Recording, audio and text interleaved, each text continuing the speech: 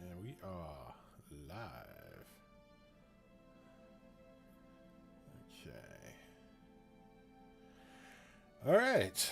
So, a lot of interesting things await for today's session. Again, just a reminder for those watching,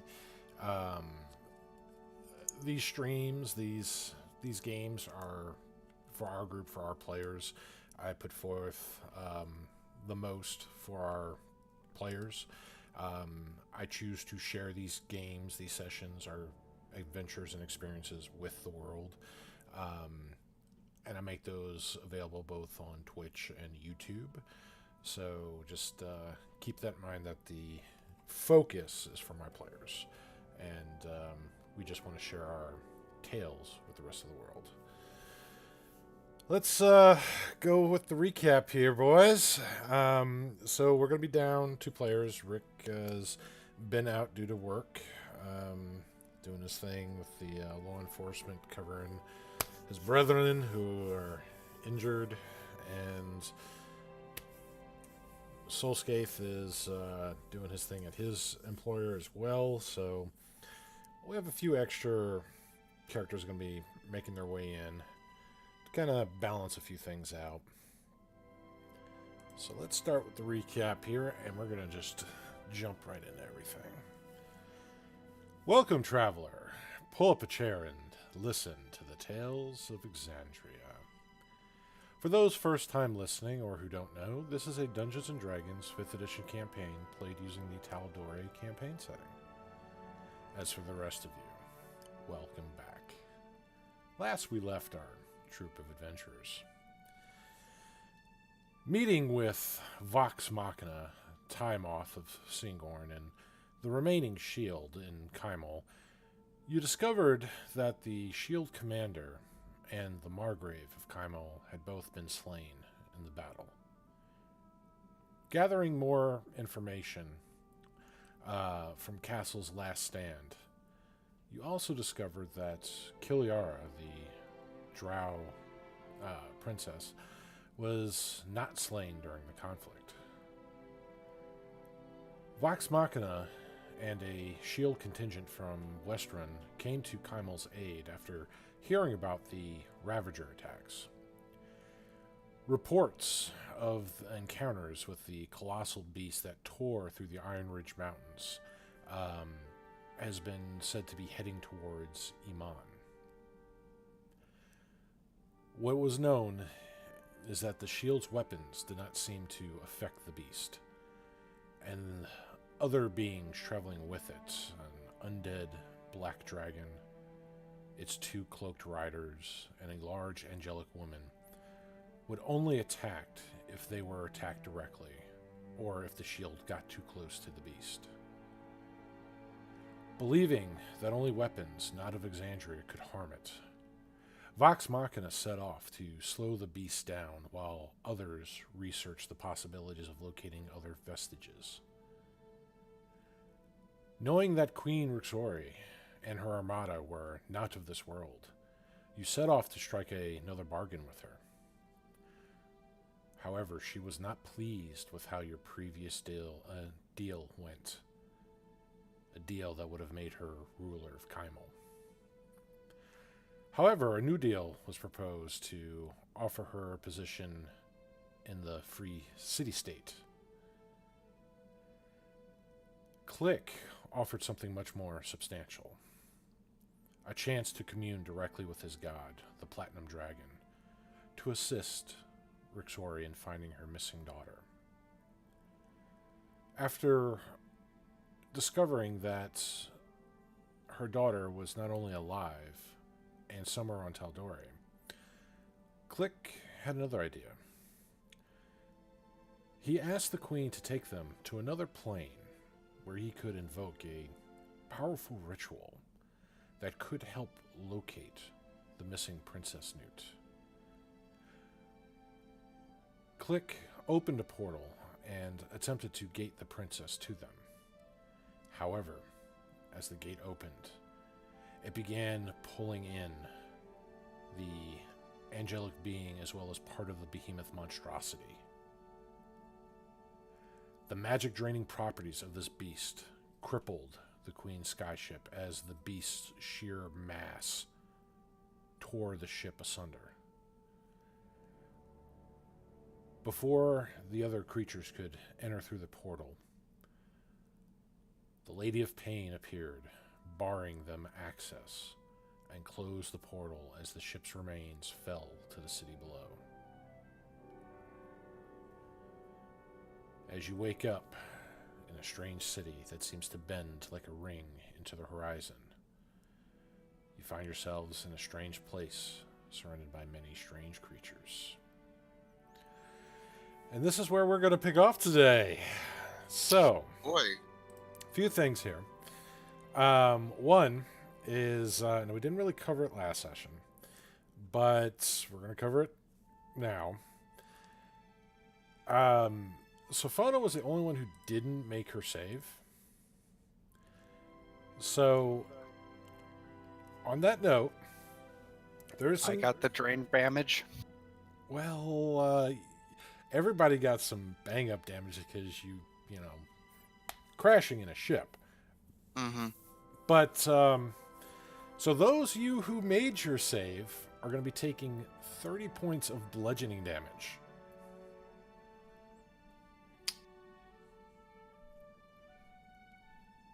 Now, Sophona is going to be taking double that.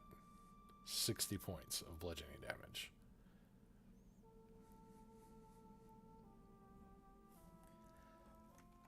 I don't think I can uncanny dodge this, can I? No. And you're Unfortunately, you're incapacitated. I think uncanny dodge only counts for attacks anyway. Well, that is a side effect, her being unconscious. Now, the rest of you are also unconscious for a bit, not as long as Sophona. Enough to where you've been down for a little bit. In fact, as you wake up, what kind of starts waking up is there's a bit of very potent smells. It's almost like sulfurous gases just kind of assault your noses. Some of you, Garand, you feel like a light tugging, kind of like at your belt. And as you start to wake up, you see what appears to be like you're on a street that seems almost bend, both in front of you and beyond you, forming a great ring. All around you are remains of this once massive sky vessel. Some of it has crushed some local structures. You're not sure if they're businesses or homes. There are various beings, creatures, some of them very monstrous in shape, scaled tails, some of them have horns and fangs, some of them they have flames for hair, some of them wear clothing, some of them don't, some of them are heavily armored, and they're kind of picking through some of the wreckage, like some of them are even fighting with each other just for some of the salvage. But Garen, for your example, when you wake, you feel something in your belt. You see this little small red-skinned creature, little horns, little bat-like wings, and he's trying to get into one of your pouches as you wake up, and he sees you kind of wake up, and he starts just kind of shouting at you in this language you don't understand, before giving you what you can only assume to be some sort of rude gesture as he spins in the air and just kind of vanishes. Doesn't appear that he took anything from you, but it looks like he was trying to search your body. The rest of you have similar encounters with kind of smaller creatures, just trying to go through some of the wreckage, get into where you're at, buried underneath some of the rubble.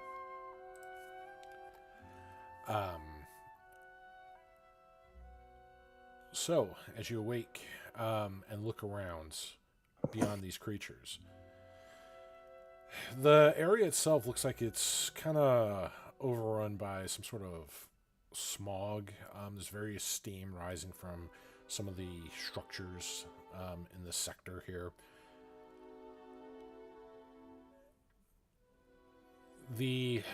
There's lots of very angular, flat, rectangular buildings. Some of them have like a tower that's kind of spiked. There's another section that is kind of gated off. There's two large towers and kind of a high black wrought iron fence with obvious guards there, but the structure beyond is quite impressive and massive. It has kind of gold coins on a dark, solid gray structure.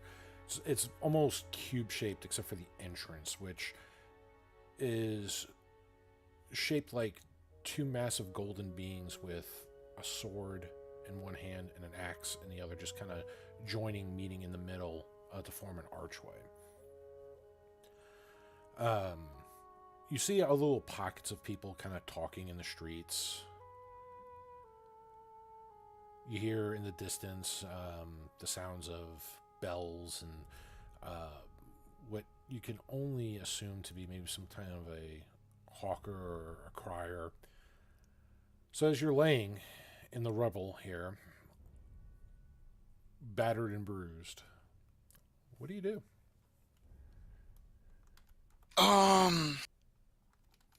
Well, first off, you'd probably get up and try to take the situation, try to find everyone, find everyone basically, Okay, so and see who survived the crash. Try to get his bearings and stuff. okay, make a perception check.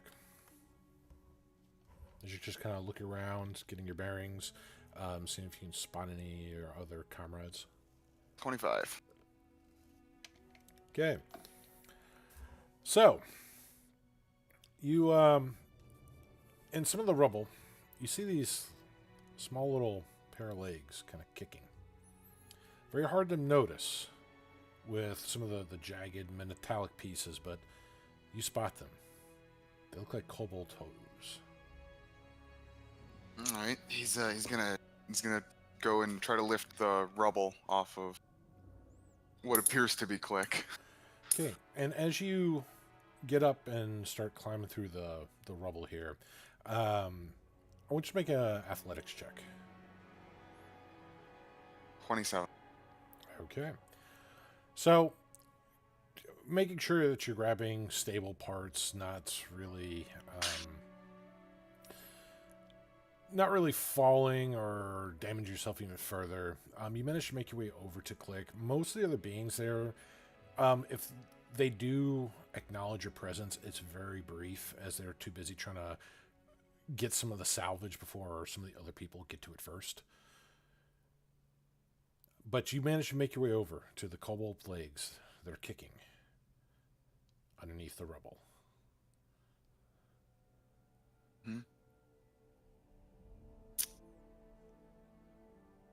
All right, so I guess he's gonna try to shift the rubble so that Click can get out.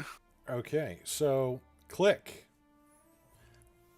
I want you to make a strength check with advantage. Oh boy.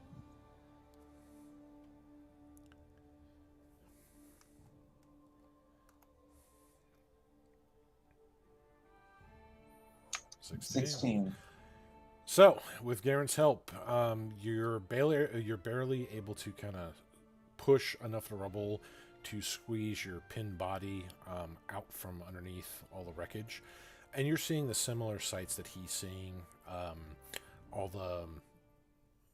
the strange angular buildings, all these mysterious creatures kind of moving about. Some people just going about their day as if nothing happened at all. But the destruction that the falling ship caused is quite massive in this area. So, you have found Click. I start looking around for anybody else. Okay. So, I'd like you both to make investigation checks. Oh, for fuck's sake.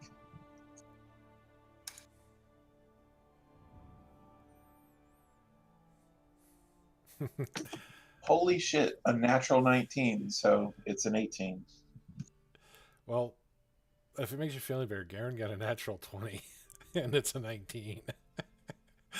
So you two are in very good sync. You're almost Yeah. like you know, yin and yang there. You just buddies in arms as you're going through everything, and as you're pulling part of the level, It's the gauntlets. That's what it is. It's the gauntlets. Yeah. You find Sophona, but as you see Sophona, you see something alarming click. Not only is she still unconscious, but it looks like she's been speared by some of the wreckage. Almost like the equivalent of rebarb kind of piercing through her abdomen.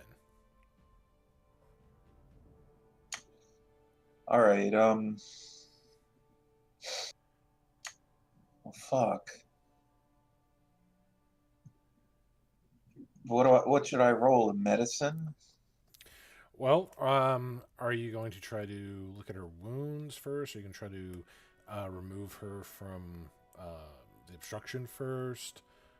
What would be clicks Probably. I mean, I know it's bad to like remove someone from something that may be blocking the blood flow, but I don't know what else we're gonna do and before that. Besides, I can heal her or something. Okay. It hurts being the one trained in first aid in real life Yeah. and being unable to assist.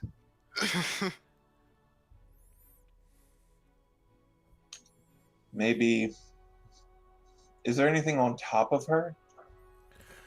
I mean, there are some bits of debris kind of on top of her, but nothing that's really pinning her down. It's just things that would make it a little more difficult to pull her cleanly off. Since she only has really one direction to kind of get off of that thing. Garen, let's get her off of this thing.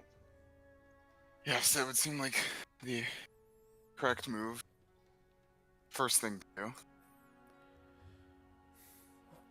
All right.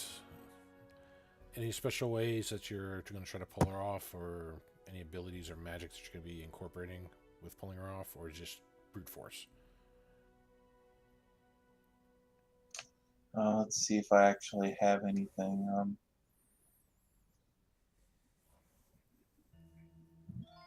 Oh my god, I have an idea. There we go. Bigsby's clenched fist. Pow! Punches Sophona right in the face. Throw a match in her ammunition bag.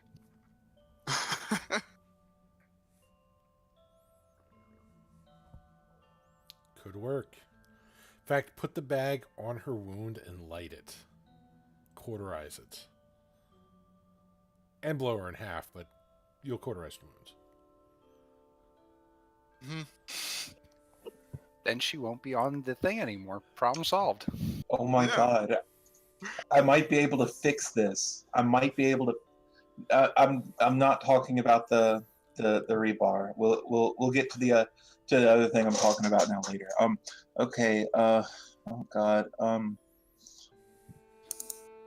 I don't have anything that would completely fix this. Let's just pull her off. All right. So, I can apply like herbal salves. So who's pulling the debris out the way, and who's pulling her body off the jagged piece of metal? I'll move the debris. Who has the higher strength score? That would be me with my 25 strength. How about I move the debris? Okay. And you ragdoll Sophona off the rebar. See, instructions were unclear. Instead of lifting her up, he just pulls her to the side, horizontally ripping the bar through her. Oh god. So bad. Oh. All right, so Click. I'm gonna need you to make a athletics check as you try to move some of these very, very heavy pieces of metal that would make it much easier for Garen to pull Sophona off the debris. I got a 16. Okay.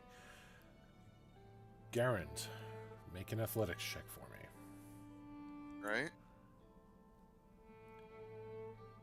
Hello, natural 20. Whoa. All right. So, with Click kind of being a mini Hercules trying to hold the debris out of the way as Garen pulls Sophona's limp body, still breathing, but just makes that noise as the metal just goes through and as he lifts her up. Eventually, you lift her up over your head and kind of bring her lightweight body down, and she's just bleeding profusely.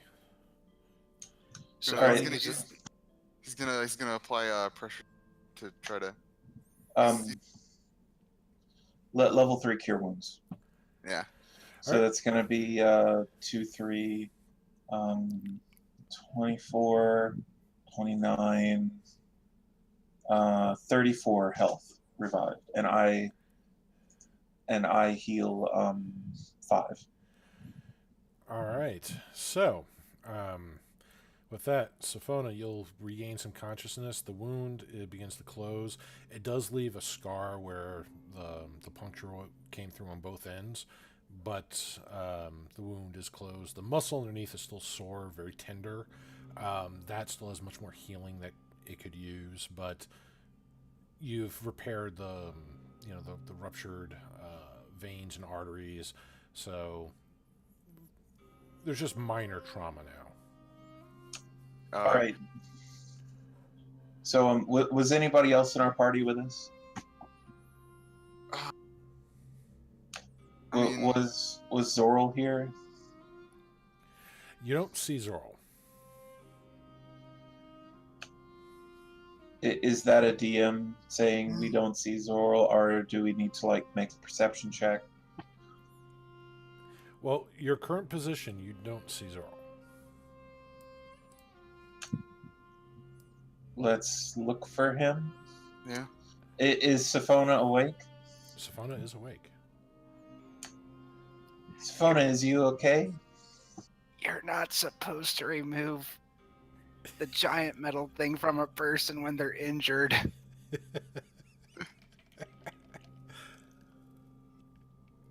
But thank you. Oh, unless I'm dead. I saw the lady at paint.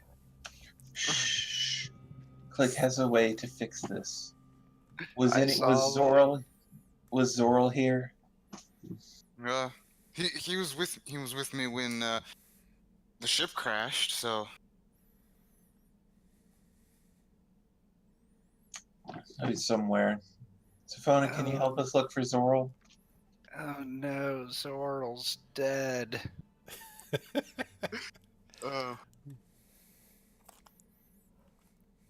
No, not flying. Fine. And yeah, Sophona will look. All right. Make an investigation check. Should I make one too, just in case?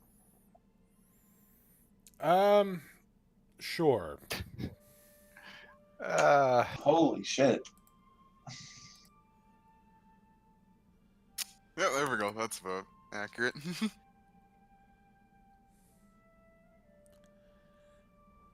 All right.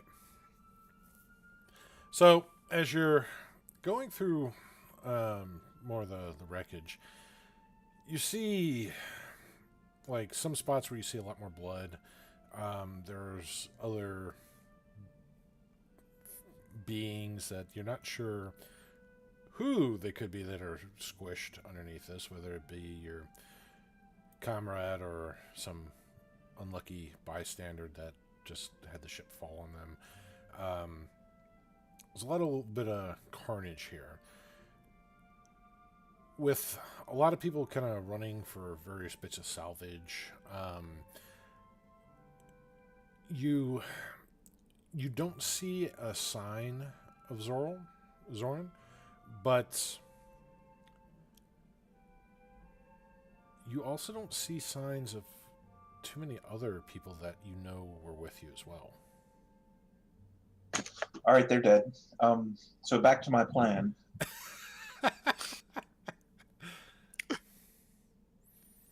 I'm really sorry, Dave, but I have banishment mend. Okay. That's dangerous magic to use here.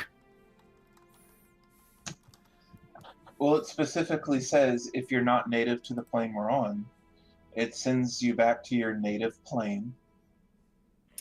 And if the full minute goes through, you stay there. That's really dangerous to try to use here in Sigil. Wait, can I attempt to roll to remember I'm in Sigil? Make a Arcana check. 27. You're seeing a lot of signs that are pointing that you're in Sigil. I mean, besides the fact that the city itself, resembles a Taurus, the visage that you saw briefly before you lost consciousness seemed to be what people call, the Lady, or the Lady of Pain, as other circles call her. But yeah, you are in Sigil, the City of Portals, also known as the Cage.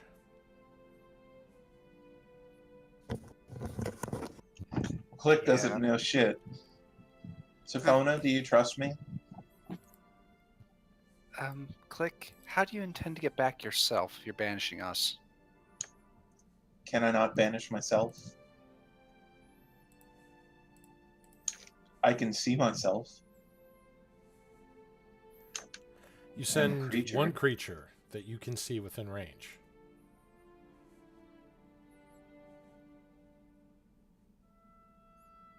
I mean, I can target an additional creature for every slot I spend above fourth. So, me, Sophona, and Garand. yeah. Is that all we have right now? So I can use a 6th level slot and get us all back Click, in one that is go. very, very, very, very unlikely to work here. Why? Sigil has magics, and more importantly, Sigil has the Lady of Pain. And considering she already paid us a visit once, I do not want to risk running into her again. But we can go back. We need to go find the stone. What I'm saying is that spell in most situations would work, but not here. What would happen if we used it? I'd say there's about a 50% chance it wouldn't work. 30% chance we get sent somewhere completely wrong. 20% chance the Lady of Pain will get quite mad at us, breaking her rules again. And, oh, the stories, Click. Oh, the stories. Not to mention, I think we have company right now. So you'd rather stay here? What I'm saying is I think we should try looking for a portal back home. Click can't make one until tomorrow. Well, that's the beauty of where we've crashed. Where exactly are we? I mean, clearly we're not Oh man, somewhere I'm else. about But I'm about to just try. I really want to so bad.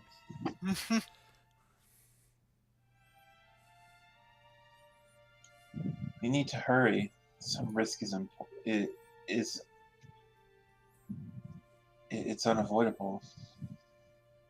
Click. I really, really, really do not believe that will work here. This is considered... what would be the best way to explain it? Imagine a giant trade hub in the middle of everything.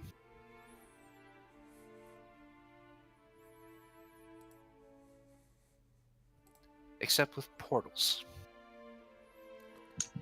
Well, okay, the spell doesn't stay permanent unless it goes the whole minute.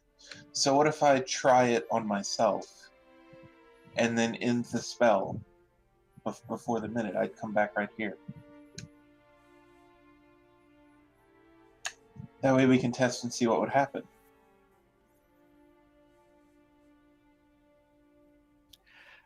I have already said this is a really bad idea. If you want to keep going through with it, I cannot stop you. Look, I think it might be best to listen to Sophona. This is a strange and quite possibly dangerous realm. It's incredibly dangerous. It would But be best to exercise caution. If we get in trouble, though, I'm casting the spell on all of us. Don't worry. Don't worry about it on me. I will find my own way back. And with that, Sophona leaves. It is heard from again. So, Sophona, what do you have any idea of how we could get back? Well, someone around here should know how these portals work. Maybe we can find one that takes us back home. And if worse comes to worse, we can try gating again and risking it with the lady. Who's this lady that you keep speaking of? I have not read much on her. Needless to say, she is a being of immense power that even the gods fear. That does indeed sound... That does not sound good. And she likes sticking people in mazes for eternity. Yeah, if they're So lucky, avoiding she just her- turns them into ground chuck. Flaying them into little bits and pieces when she arrives. But the unlucky ones get mazed for all eternity. Yep. So avoiding her would be most advantageous. Well, not just her. Oh, there Is this where Sophona more. points her hand out to the city block that's surrounded with all kinds of beings from other planes? And a lot of them are upset with us because we dropped a giant airship on them. Speaking of, we need to, I'm sure the captain has this taken care of. Yeah. Well. So you think we should be making... So we should probably leave the area. Is what you're saying. At the very least, not be seen here. So what we should do is look like we're looting, look like we found nothing, and then get out of here. Then we can start working the locals to find out a way to get back home. Right? All right. Click is pouting. So, on that note, I want you to make a deception check, and I want you to make stealth checks. Here we go. My stealth will be at disadvantage.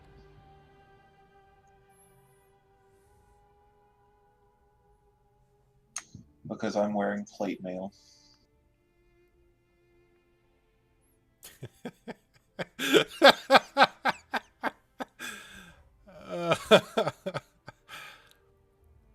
The deception. A 3. My stealth isn't that bad. I just see Click just pouting, and Garen's just like, "Yep, totally looting over here. Uh huh." No, look at this. It's a flux capacitor. Ah. Come on, guys. At least act like you're looting. You know what? Screw it. I'm out. See y'all. 33 stealth. All right, so, Oh, look, boards. I love boards. They're great. all right. No, Click. You cannot loot yourself. At least But I might wait till fit you in get the your own room. bag. Don't do it in public, Click. Just because you were on the ship does not mean stealing your own gear counts for this deception.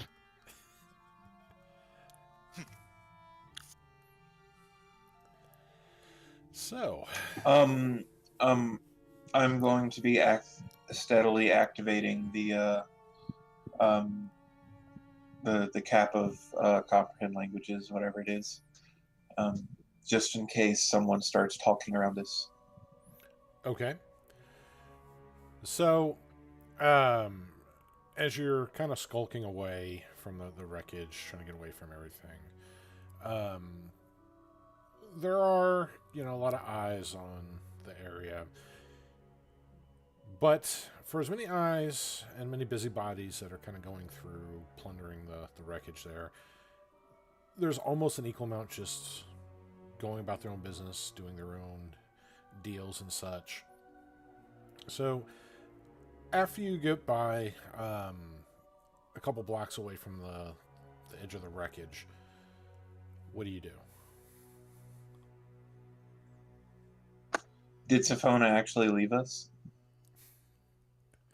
Of course not. She needs to sacrifice you all to make her escape. Do mean, you see Safona? Yes. She would be guiding you out of there. All right, heading out. And now that we're out of there, time to find someone who can point us in the right direction for a nice local tavern for humanoids. Like humanoids. All right, make an investigation check. And something's going on with Twitch, getting some dropped frames. Oh. I guess you don't need guidance. All right, so Safona. Look, guys, I found a map. Ah. It's a severed head. I mean, it's a map. Oh, severed head map. What's the difference? It's Sigil. It could be both. I was tempted to throw one of those freaking talking skull boxes in there, but with sound effects. But no. One of the planar guides. I was very tempted. So, kind of looking around,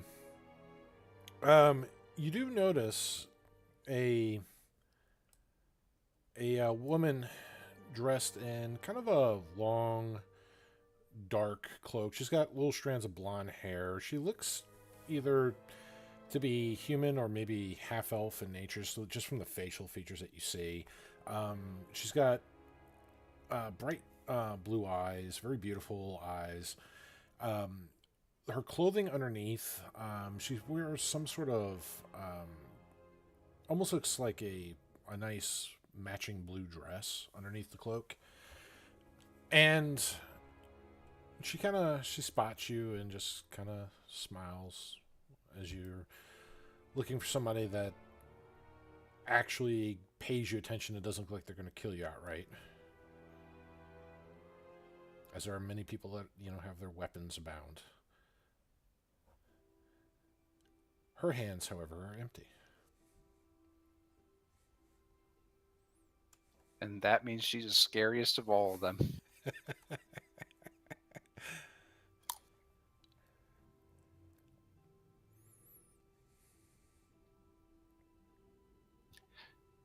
Where's Men here when you need him to flirt with someone? All right, Garen. What? Well, obviously you need to seduce her to get information. What about Click? Yeah, what about Click? Forget about him. Huh? No, see, we're going to bring you in second as the cute, adorable friend.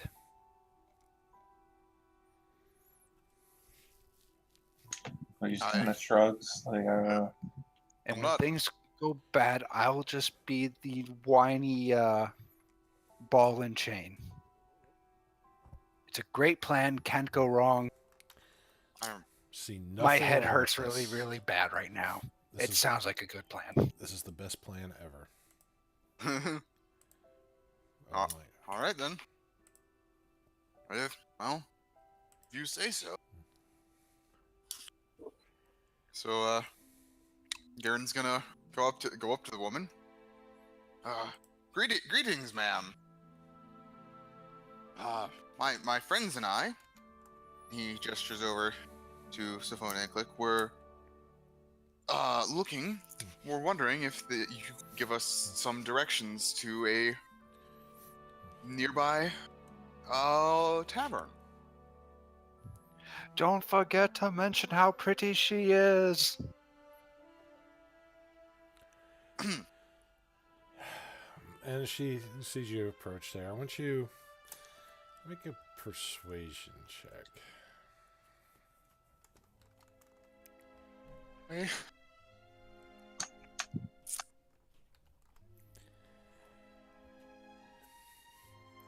So, as you start talking to her, she raises a gloved hand up with a little finger raised, and she presses to her lips in kind of a shushing motion. You really should be quiet. There's going to be a great fight soon. And her eyes are looking a little bit past you, Garand. And she kind of gestures with that same finger that she did the shushing motion, just kind of points forward. Not too far from Sophona and Click. She's gesturing to these three kind of burly, dark-skinned creatures with, like, look like they have some like clubs and like small axes, a little furry. They have larger facial hair, almost like a beard. It's almost like a teddy bear has a beard.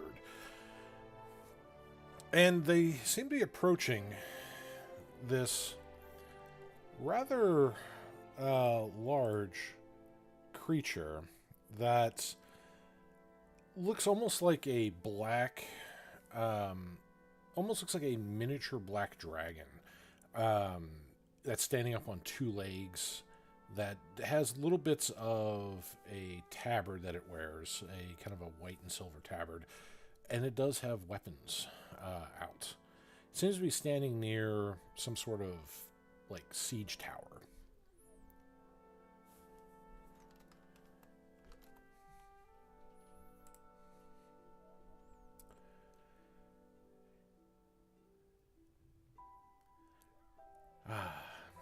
This will be quite good, she tells you. You see that creature there? The black one. That is an Abishai.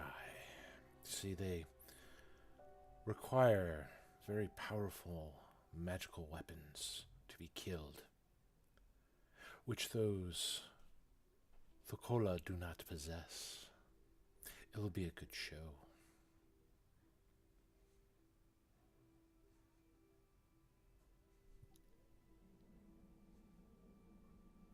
Hey, Click, does that lady sound kind of evil to you? Click kind of shrugs. Can I roll an insight? Well, you're not by her. This is Garen hearing all this. You guys are off to the side waiting for, Garen to put on the moves or call in for backup. I mean, can I read body language? I mean, anything. You can make an insight to read some of the body language. Yeah, that's essentially what I wanted, just to get a read on her.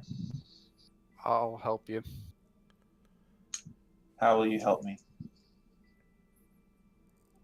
But Yeah, like this I'm is- taking the help action Well, to th- point Oh. out things. Oh, okay. So advantage, right? Yeah. See, Click. You see how he's his legs are too far apart? That's really 25. bad. He needs to lean in a little bit more. So she's smiling and pointing at your direction for some reason. Click. She doesn't seem like she has hostile intentions for Garen. And she's taking great joy in something. She seems like a happy and nice little old lady. I think she thinks you're cute. That's why she's looking over here. Really? Yeah. Yes, I'd say so. Click might have been working out. He flexes. And as Click starts flexing his muscles, Sophona and Click, these three woolly brown humanoids, are passing by you, and they're going to this large black-scaled creature who's not too much further away from you. And they pull out their clubs and axes, and it looks like there's a fight about to go down. Is this normal, Sophona?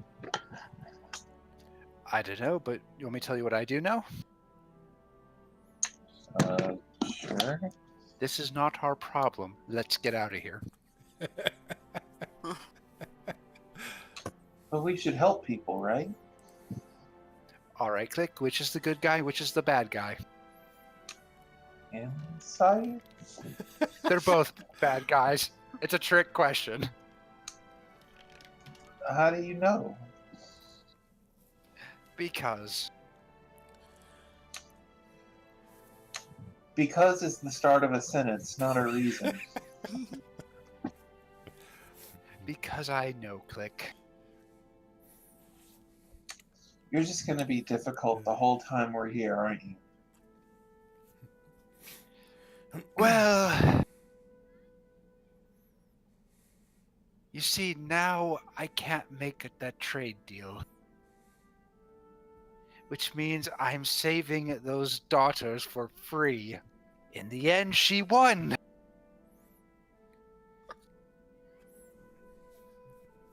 What are you talking about? Well, at some point, we gotta go save the queen's daughter, don't we? But now that she doesn't have an airship, how can we trade with her? She can get out of her side of the deal like we got out of ours last time. Well, I can just gate us directly to Singhorn.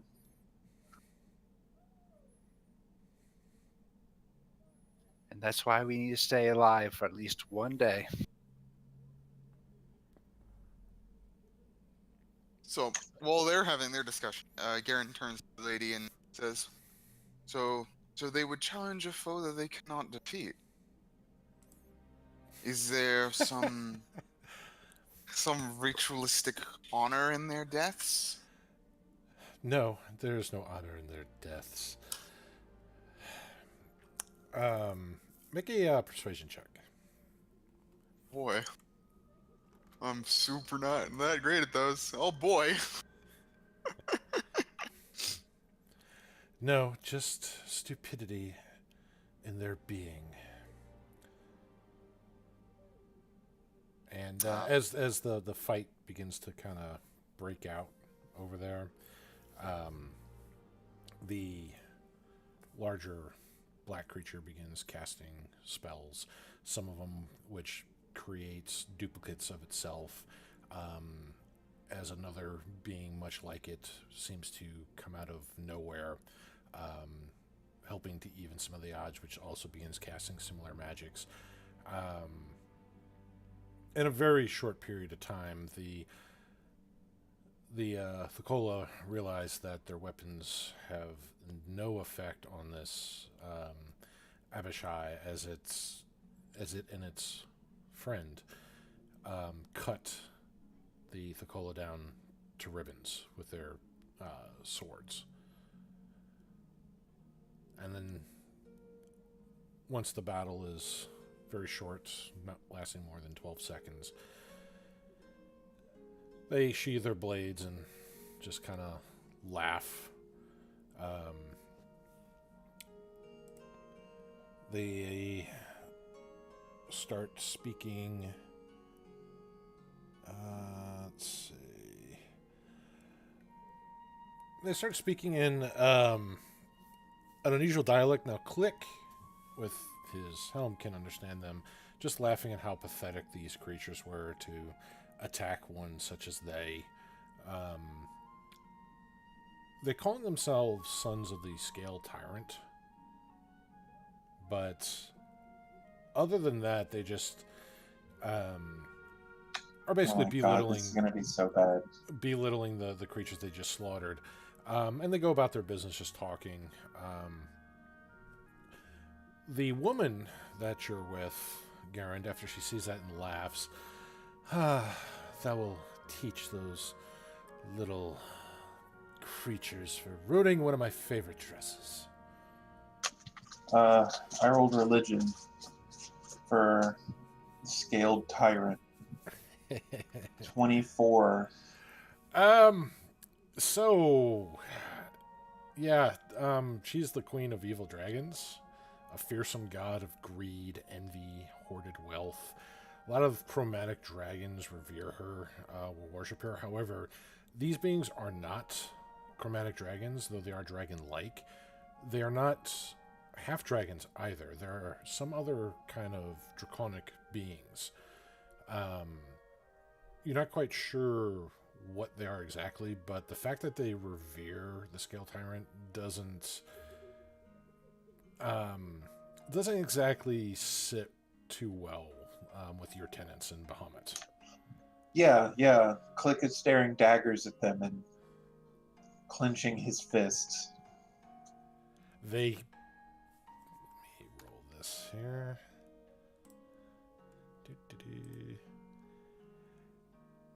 They kind of just like gaze over your direction, like just because like you're there, and they almost pay you no mind. Like, okay, it's just a kobold, and they're just going about talking about their business.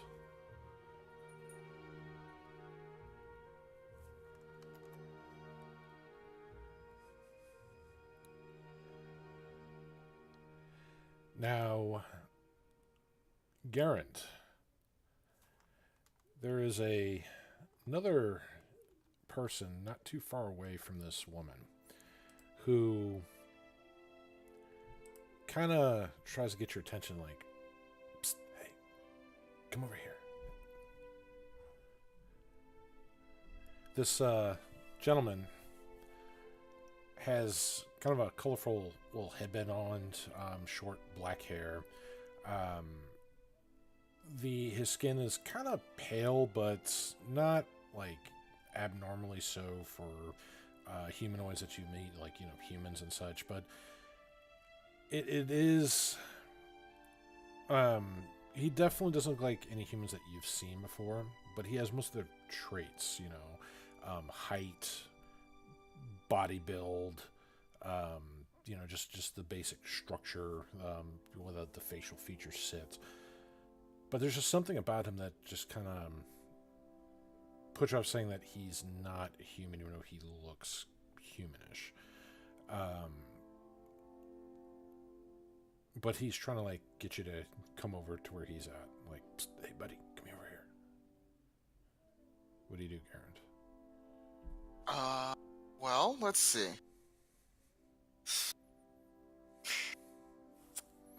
Well, Garand is going to say to the woman, I take my leave of you. He's going to, very politely, and he's gonna just walk off towards the other, this new man, this new individual here. Yes. So having been done with the woman that plotted those creatures' doom, you go over to this strange gentleman, and I am not interested in buying a watch, sir. I'm glad to hear it, as I would assume you'd be more interested into the whereabouts of your fellows that you came with on that flying vessel of yours. Oh, you know of their whereabouts? Yes. Have a great view of the whole spectacle. Must say, quite impressed that the lady didn't kill you when she approached. Lucky you, I suppose. Not so lucky for your fellows, though. How so? Ooh, I see that bit of information. Well, that doesn't come cheap.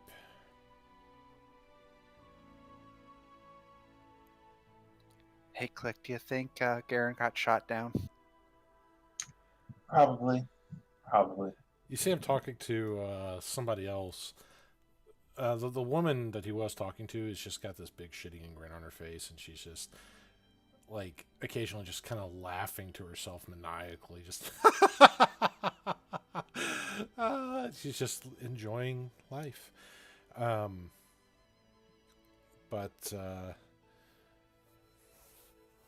Well, buddy,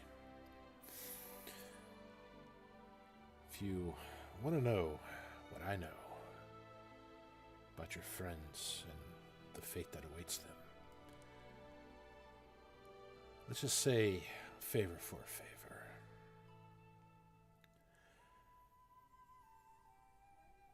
You see that creature over there? And he points over to that large black draconic being.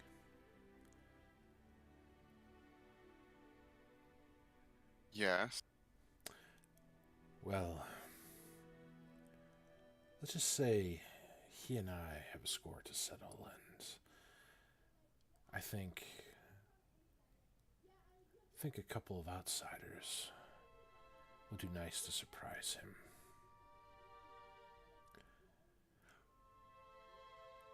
Kill him, bring me his skull, and I'll give you your information about your comrades and, well, what awaits them. Now, if that doesn't interest you, then so be it. You can go find this watch you're looking for. But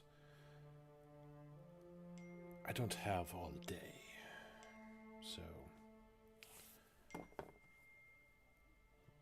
I must confer with my comrades, if you may. She'll give me but a moment, and he's gonna go back to Click and Sophona, and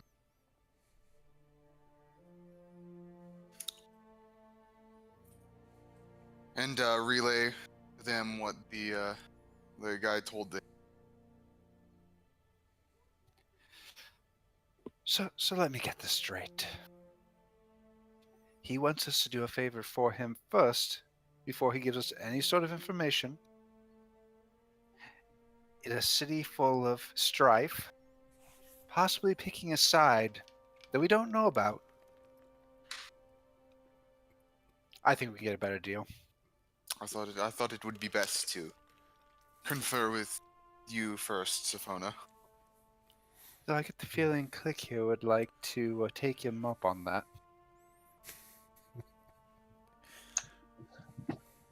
I don't know.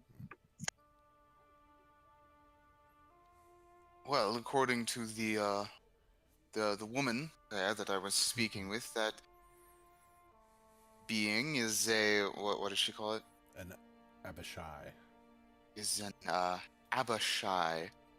Apparently, they can only be killed with special weaponry. There's certain what that qualifies as, but What is an Abishai? he that apparent, and he points at the draconic like being. The one that slaughtered all those other creatures. Whose weapons seem The to one have that's zero the effect on it. follower of the scaled tyrant. Yes. Click then nods. Yeah, I'd take him up on it. Would it be religion to identify? An Abishai? Yeah. Arcana. Take a D4 guidance.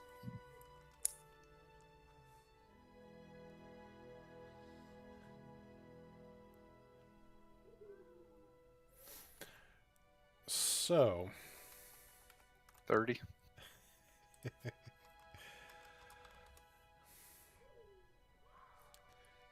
all right. So, what you know of Abishai is basically they are servants of the Scale Tyrants, but they mostly perform as kind of guards and torturers. They usually reside on the lower planes, more specifically the first two circles of the Nine Hells. They mirror some of the colors of the Scale Tyrant in terms of the chromatic colors like red, white, black, green, blue. And they have similar and very potent abilities. They do possess very powerful, potent magical abilities, as well as very potent physical prowess, and it is not totally untrue what you heard from Garen's story about special weaponry needed to hurt and kill these creatures.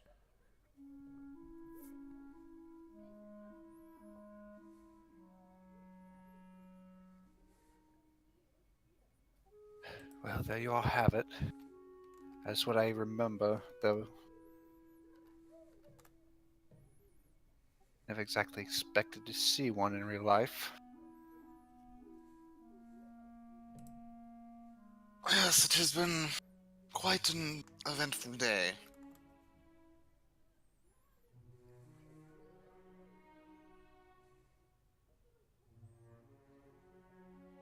Perhaps you would wish to speak with the man, see if you could glean any other information about the situation. I was not.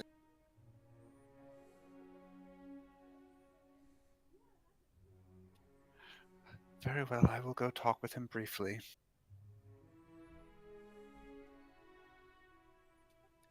And Safona will walk over. And you see the same gentleman, the pale-skinned man with the colorful headbands, the short black spiked hair, the dark-colored tunic. He just looks up and down you and doesn't say anything. Just kind of watches like he's trying to read into you.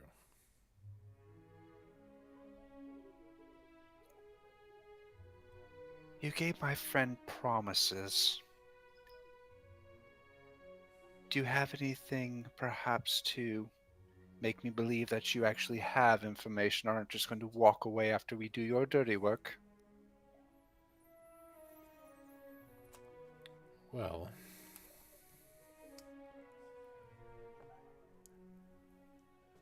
let's just say I know what came about.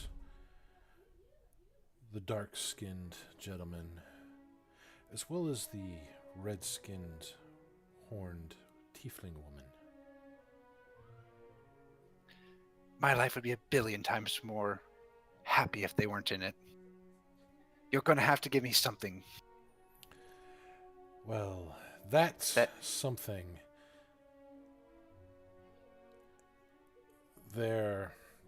Anything more than what I've told you is quite pricey.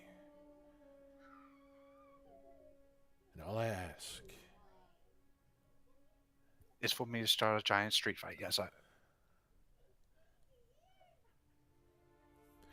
Well, I don't share that information likely for, well, let's just say, free with anybody other than friends. And, well, if you dispatch one of my enemies, then you must certainly be my friend. Or, if you have enough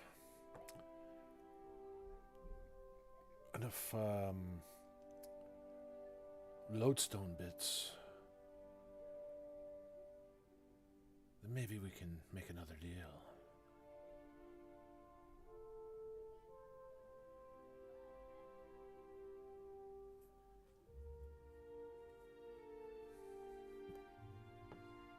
Can I trust you at least not to run off after we do your dirty work?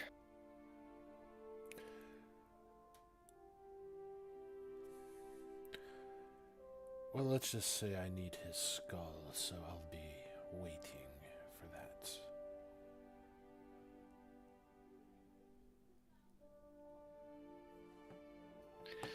Hopefully not for some kind of devil ritual, I hope.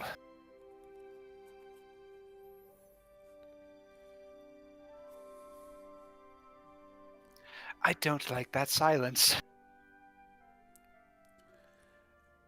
It shouldn't concern you what I do with the skull, only that you get the information you need to find your missing companions.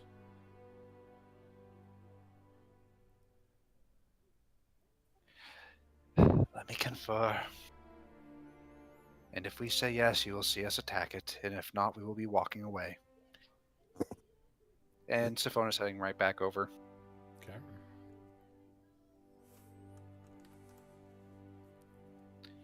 Right, I do believe if we help him, something bad will happen. If we do nothing, something bad will happen. Well. Hmm. I believe we are what is known as being fucked. This It seems would- to be happening to us a lot lately. You know what, Click? Let's go kill them.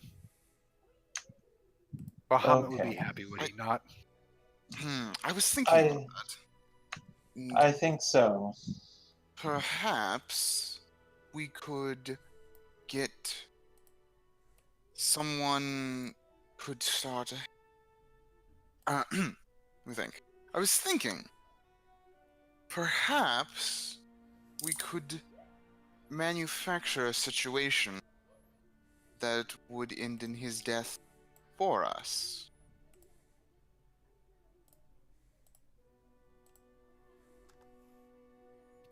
Are you saying you want to start a street fight? Ooh, that's devilish. We could say he has something valuable from the airship.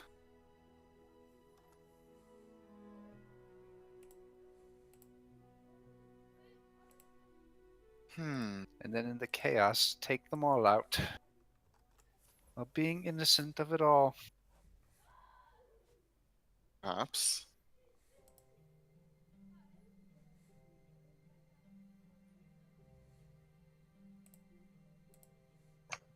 Maybe we should rest for a bit. Everyone has been hurt so far. We were originally looking for a tavern, right?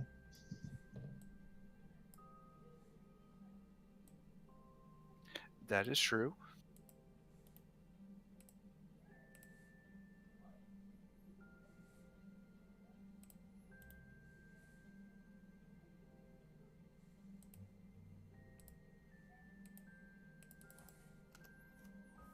So, Is there anyone watching us like a little too much?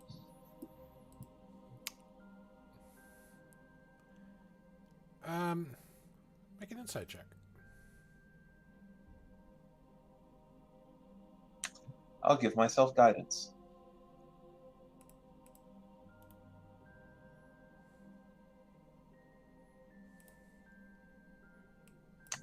16.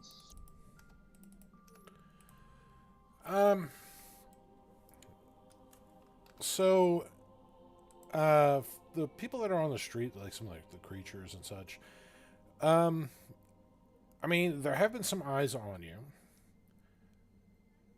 but mostly because you were kind of close to the wreckage. Maybe you have something good from the wreckage. Maybe you might be valuable in other ways. So you've attracted some attention, but nothing where you're being stalked. At least that you feel you're being stalked. So There are just eyes the upon perfect you. amount of attention. I wouldn't call it perfect, but Yeah.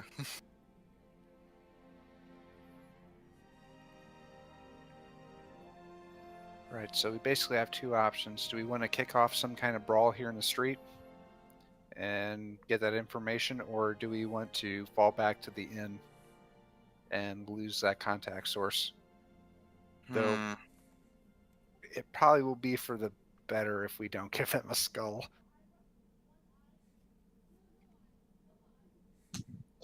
Well, then how would we get the information? Well, the same old way we always do. Bunch of drunk people and bribes. Okay. But like I said, I see those as our two options right now.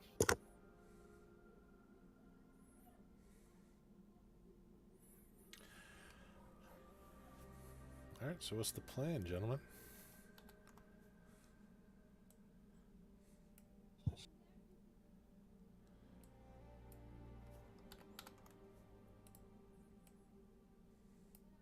Option A or option B? Or option C if somebody has it. I've already put forth option C. Nobody liked it. I could get us out of here immediately. Banishment will not work here. You don't know that. Yes, I do. I don't believe you. Perhaps. In that I do. I'm just being difficult. Perhaps the lady over there, and he points to the lady he was talking to, could be of some help. She seems to be adept at organizing people to kill each other. I thought you struck out with her. It's Just- okay. He just gives Click a confused look.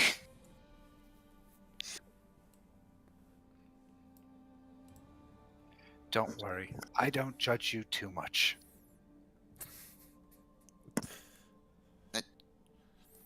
Sure. Yes.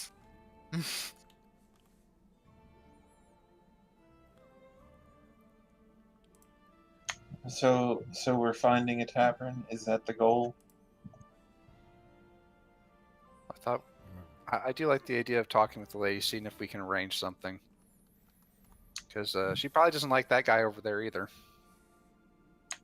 Yeah, okay. Do you want to talk to her? Or do you want me to talk to her? I think you should talk to her. I'll give you a guidance to go with it. I'll give you a bardic inspiration as well, Garand. Maybe you won't strike out the second time.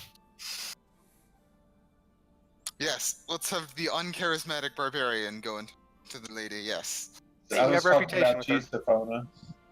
Sophona, you're good at talking to people. You go. Take a guidance from me.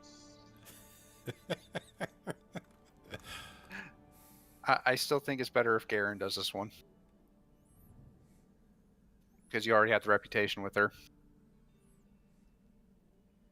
Could all go up there? That would work as well. I could back you up. You seem awfully set on not doing this, Siphona. Which is not doing your speciality, Siphona. Is there some external reason for that? If we don't save the queen and we don't save Zoro, my life is infinitely better. I mean, If you don't get the trading hub, you will not get reinstated in the Republic, though. I don't like Zorl either, but this seems like a really bad place to leave someone, even if you don't like them. So, and if we do not rescue the Queen, loath as even I am to suggest it, you will not get your trading city. Well, unfortunately, with her airship blowing up, I'm not getting that anyway. But fine, let us go talk to her.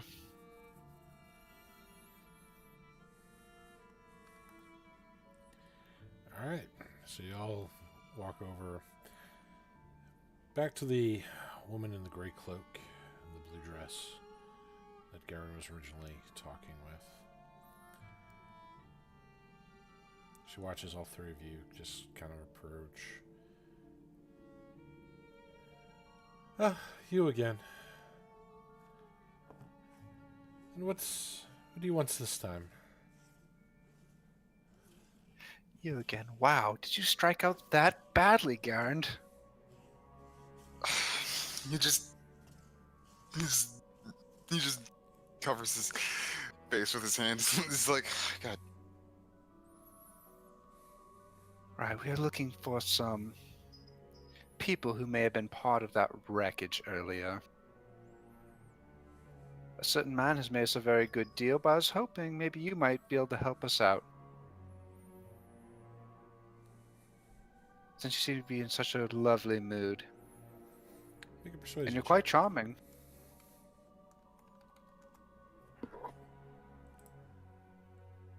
And persuasion go 27. Well, for that you'd need a information broker, and well, she kind of points down the street to a very slender, almost kind of yellowish greenish skin being, very angular facial features, not really a nose, but kind of pointed ear, hair kind of braided back in tight, almost like dreadlocks. Has kind of like a chain shirt with a sharp sword at his hilt. I would go speak to Yimin over there. He might be able to help you with the information you seek.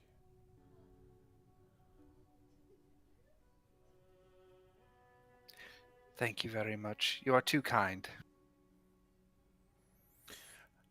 Yes, I know.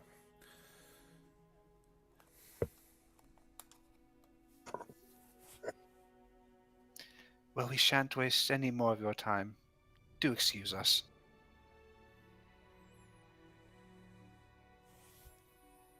And she just kind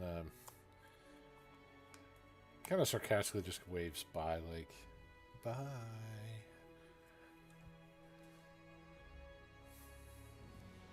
She's creepy. Oh, if you think she's creepy, No. you've never played in Planescape before. Okay.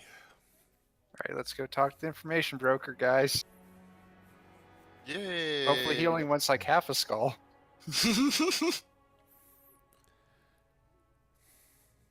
So as you approach the that yellow-skinned being, You see it's got kind of like splotches on the skin, almost like leopard markings here and there. But it's not fur. It is smooth skin. You've just never seen a being quite like this. And he seems to take on a slightly defensive posture as you get closer to him, almost kind of backing up slightly toward an alley where it would make it harder for your numbers to give you the advantage if you were to try to do something.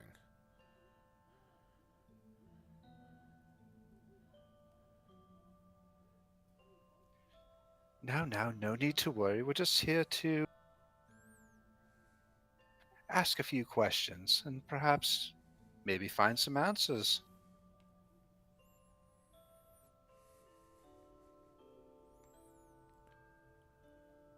Questions?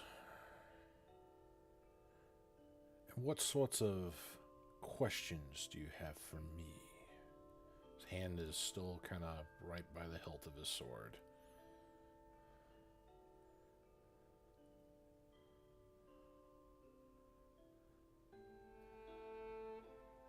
Well, I'm just looking for some, let's say, friends. A red-haired tiefling, a small gnome, perhaps a dark-skinned elven man.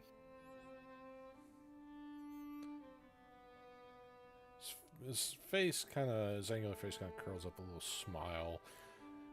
With the triangular face that he kind of has, that pointy jaw, it's very creepy, the smile that forms on the face, but... I see. Maybe I can help you.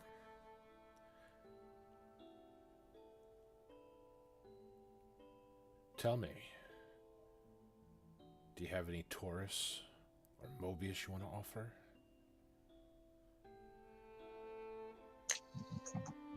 What? His eyes kind of roll back when Click says that.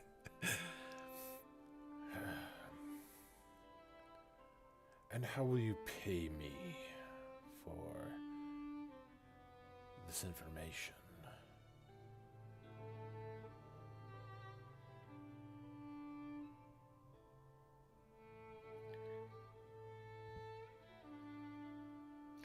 What is your interest in, say, some magical items?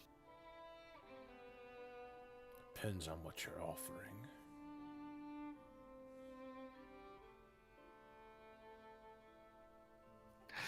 Sophone's gonna grab everybody real close. Okay, what do we have that we don't really need anymore? Well, we have some magic items that we aren't using now because of the care package. Like this, and he pulls out the Pearl of Power. That's good. That valuable to him, but okay. What was that? No, don't worry. How about this? It is a pearl of power, quite powerful.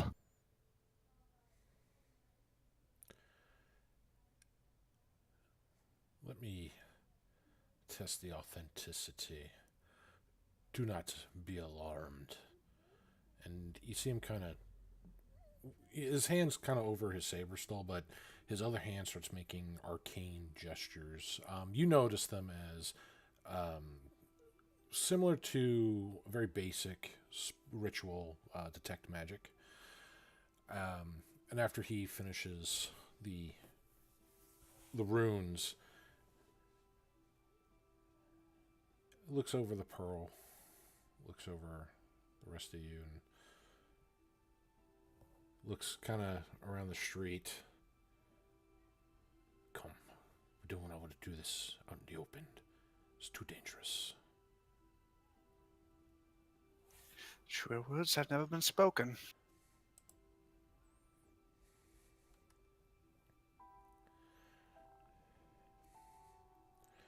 So he starts walking down the alley with you, As he does so,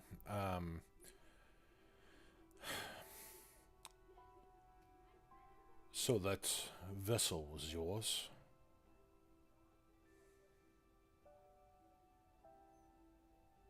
And he's just casually walking down the alley with you, just trying to get away from the main street where there's too many eyes and ears about.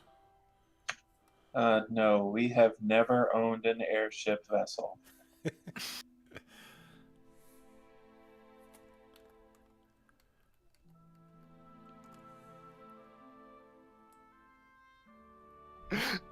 Roll deception, click.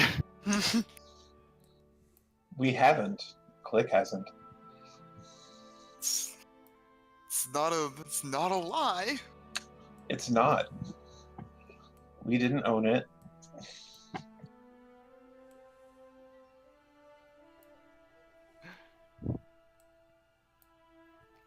Well, maybe I do know who owns it. Maybe I don't.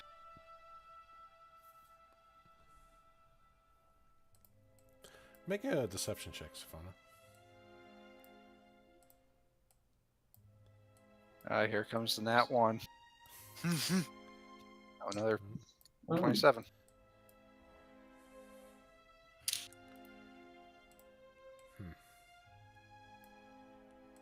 Interesting. So, well, if you don't know who owns the ship, why were you on it?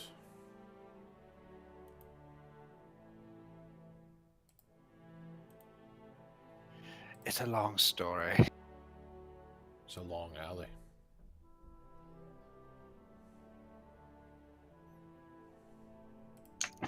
Is How it- much I is don't this think it's that information long. going to be sold for?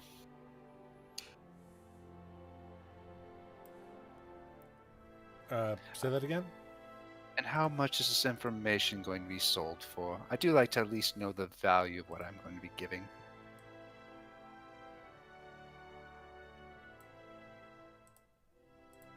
Well, to be honest, that would be everything that you have. And with that, I'm pulling you on a new map here. I want you to roll initiative as some things are going on here. And I All remember I of never us- rolled insight, did I? No, you Well- did not. Stefano, you should be ashamed. We even pushed you into the skill monkey place. It was your skill monkey spotlight day. Uh-huh. You forgot to bring an extra bowl. I blamed the brain damage from the crash. There you go. There you go. So I'm just, I know you can only see blackness right now. I'm removing the fog of war. I can see only my token. Yeah. So just give me one moment here. I am doing something new with the maps for you guys. Basically, like, I'm not going to do the vision blocks anymore in terms of like the maps, because they just look like really, really ugly. There is more map here, by the way. I'm just revealing just the stuff that you're kind of seeing. So I'm just going to really rely heavily on the fog of war to kind of mask things. So the vision light layers just don't look nice. They're real kind of choppy. So That makes sense to me. Mm-hmm. Aha! Nat 20 initiative. I expected your betrayal. So, two more beings similar to him appear behind you, almost like they shifted out of nowhere. They just kind of materialize. And Cool. I need to add here.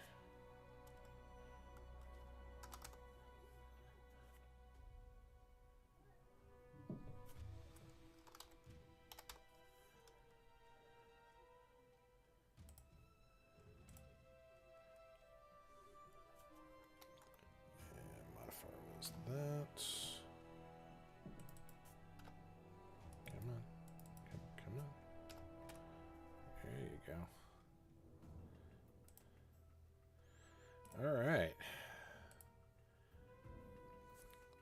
And I get to test new music out. Yay!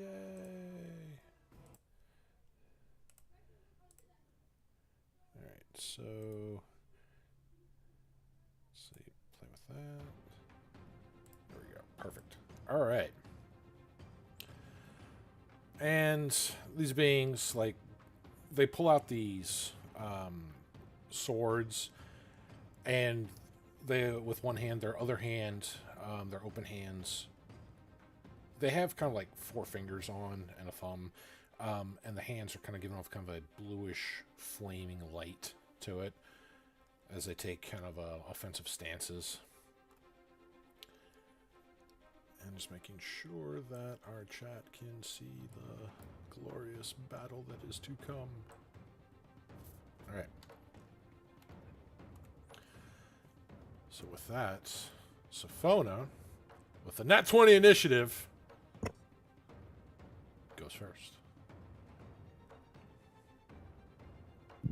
All right. Well, as an action, I am going to cast Hold Person at 3rd level to hold the 2 behind us. Ooh. Yeah, see here.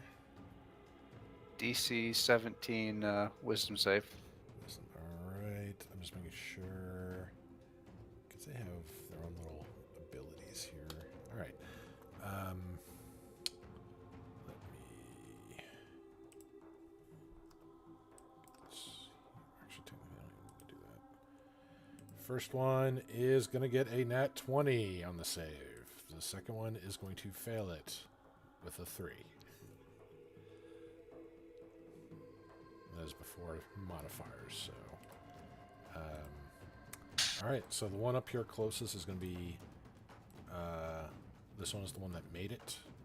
And this one failed.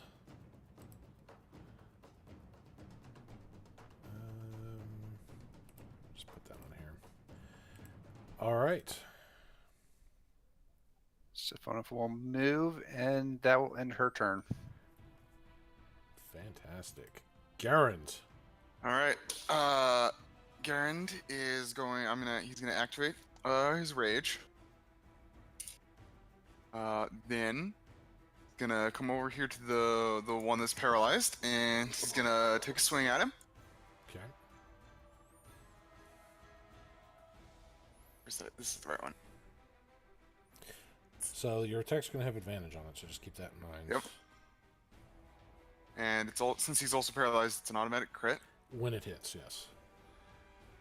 Yeah. So, but yeah, that is going to hit.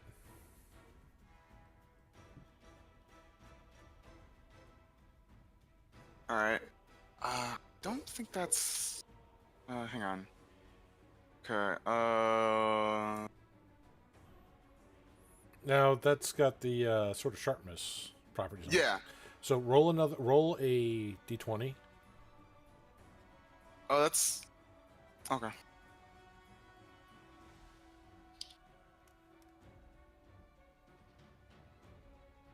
Because Yeah. crits with that weapon, with swords of sharpness, Yeah. you roll a 20, and on another 20, you hack limbs off. And it also deals another d4/6 of an extra d4/6 damage, so 4d6. Yep. Yeah, it was like 46 or 14 or something like that. It's 4d6.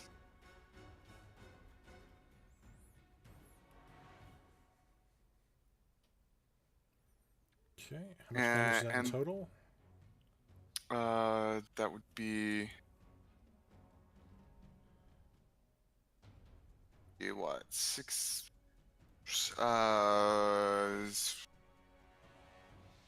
38, and then I don't think it actually rolled my crit dice, so No. Your that crit would dice be. would have been just another 12 to it. I have brutal critical +3, which means I get +3. I get +3 crit dice.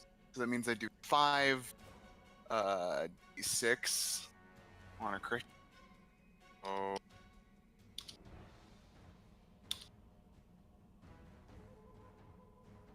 So an extra 18, 40, plus 16, 56. Yeah. That's right. Yeah. All right.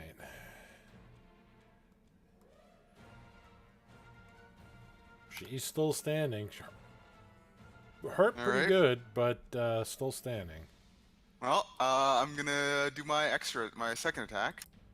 Okay. Double nat ones. Wow! Wow. He was so impressed the first one, and like all the blood got in his eyes. Like, God! He just does a wild swing, hits like the building on the side. All right. So I'm guessing a 17 is not gonna hit. No, 17. All right. Well, not only that, but it's also Right, natural one. Yeah. That's right. Either way, it was destined to fail on that. So. All right. So Don't worry, you have advantage. You can take the nat 1, or you can take the nat 1. Yes, Garen. Now you know Yeah. how that Hydra felt on that last episode. Okay. yeah. It's no bueno. So, all right. With that end your turn, Garen. Yes, I do. Will. All right. Well, with that, we're going over to Click. Okay. I'm gonna bonus action a second level spiritual weapon. Ooh. Let's see. Premium. I thought I had something for that.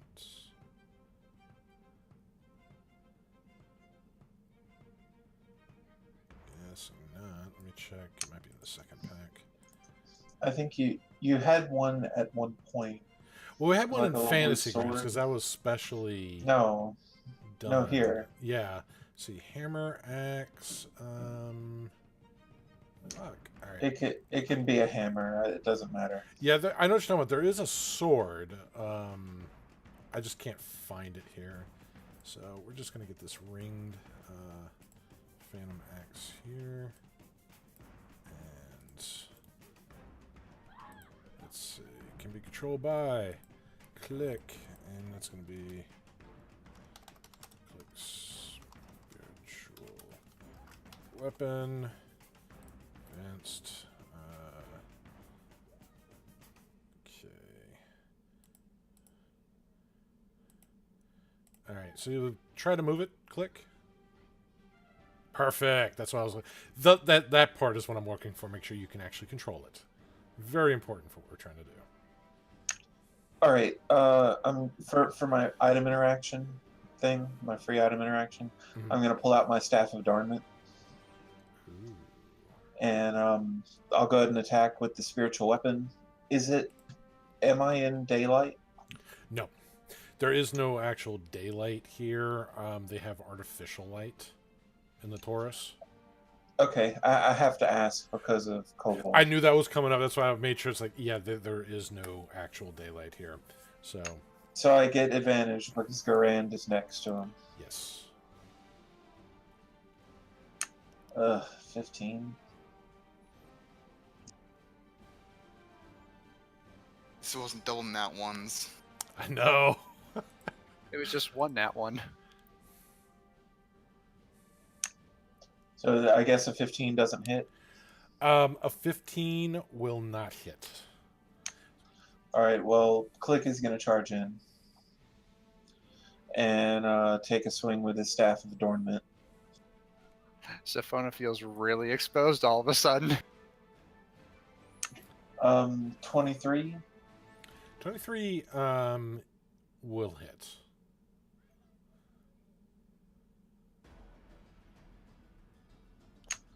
That's 20 damage, 10 bludgeoning, 10 radiant from the Life Cleric's Divine Strike. All right, she's looking pretty bad.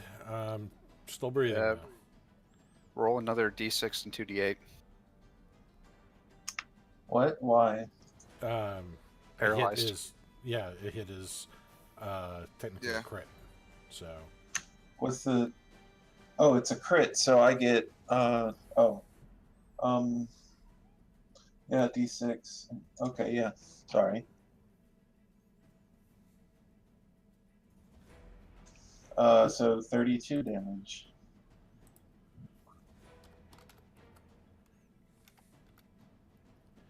All right. Really bad. It doesn't look like she's got a lot left in the tank here. But still breathing. Well, I've used move, action, and bonus, so that's it for me. All right. So they're going to go here. So first one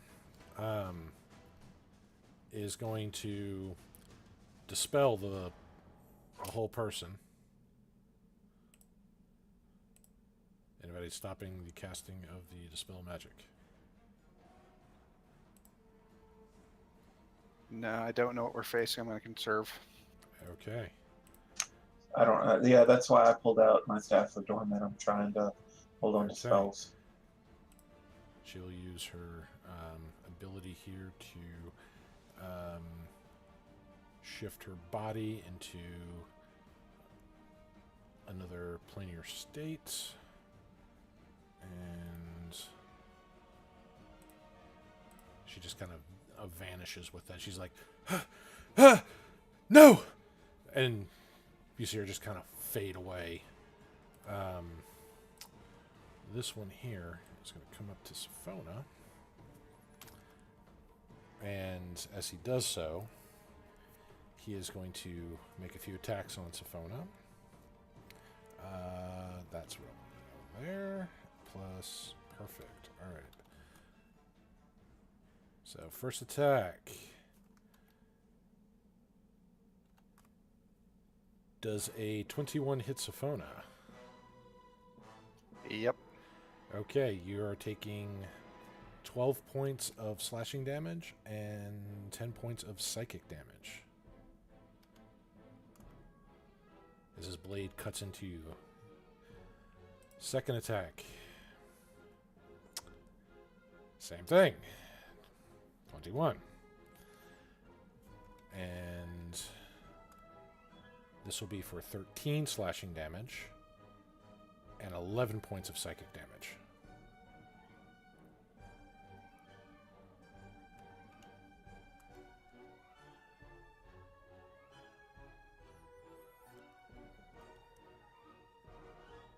So, as he cuts into you again, he shouts out, "You can still live if you give us all your items. These bloods have magical weapons!" And that, he will end his turn. This one is going to use a bonus to also appear to move over here. And that's going to end their turn. Right, I'm going to react when he ends his turn there. Okay. I'm going to use my scout ability and move 15 feet without provoking. All right.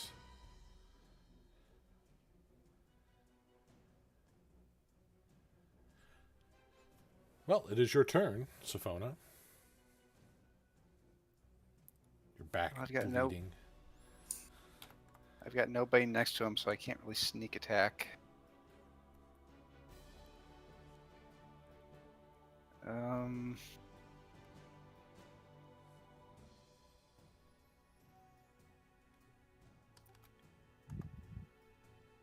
Right, I'm going to toll the dead.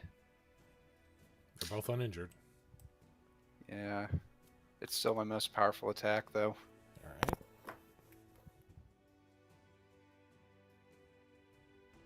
Sorry about that. Let's sneeze. Yeah, I'm gonna have to stick with it. I'm gonna toll the dead, the top one. All right. Wisdom save, right? Wow, some really bad rolls on the left side. Well, they don't make that DC, so. 8 damage. All right, and that was on the one closest to you? Yep. Okay. All right. So you You cast Holes of the Dead. You see a little kind of trickle of blood come down from the little hole nostril on his face. Doesn't really have a nose. I will end my turn here. Well, Sophona will end her turn in another plane. I'm going to use a bonus action, Bardic Inspiration, Garand. Oh, hey. Well, That's Get rid of them before they summon others. you good? all right. So, Garand being inspired by Sophona's fearful words. All right, Garen is gonna go right here.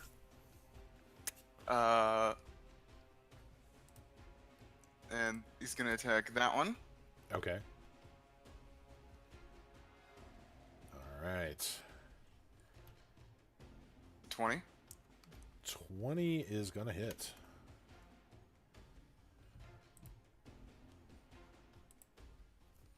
And then he's gonna attack again. All right. 22 is going to hit. His damage. Yep. Adding it here. So he is also looking pretty bad. All right. It's gonna be his turn. All right. So yeah, you charge up, start slashing into him with the great sword. It's magical properties just cutting through whatever defenses that they have, cutting through some of the armor like it was tissue paper.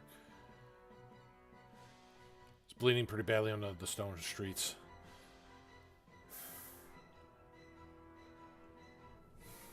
These aren't normal bloods! Click. Just tell us what we want to know, and we probably won't kill you. All right. You haven't won yet.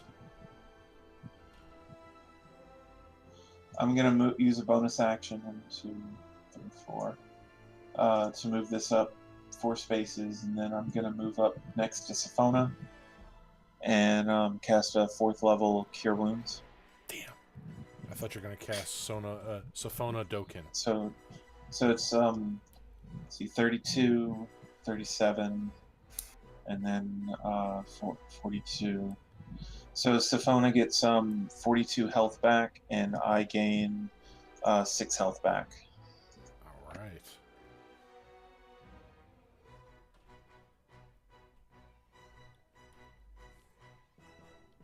It's a little click. Starts putting his cold hands on you, Sophona. As you try to keep the distance from these beings. The wounds in your back start to close, but you know the scars are going to be there. I'm never going to be able to wear a 2-piece again. Man, that 17th level ability is so great. Supreme Healing. It's the best. All right. Is that end Click's turn? Let's see. How far did I move? I think I just moved 10 feet, right? Yeah.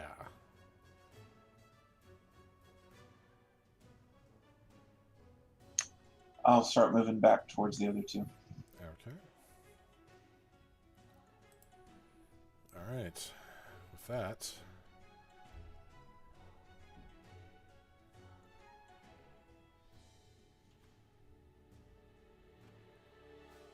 all right. So this one's gonna bonus action to bamf over here. Do a opportunity attack on that. No, because it's spell. It's like Misty Step.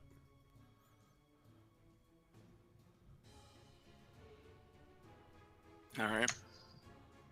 So he Misty stepped over to me? Yes. Cool. All right. So the one next to you, Garand, is going to swing at you first here. Make sure I got this right. Oh, almost a crit, but not quite. 27 hits. Yeah, 27 will hit me. And a 28 will hit. God Mhm. damn, is he rolling good. So you are going to be taking 19 points of slashing damage from the first hit and 8 points of psychic damage from the first hit. And the second hit, you're going to be taking 13 points of slashing damage and 14 points of psychic damage.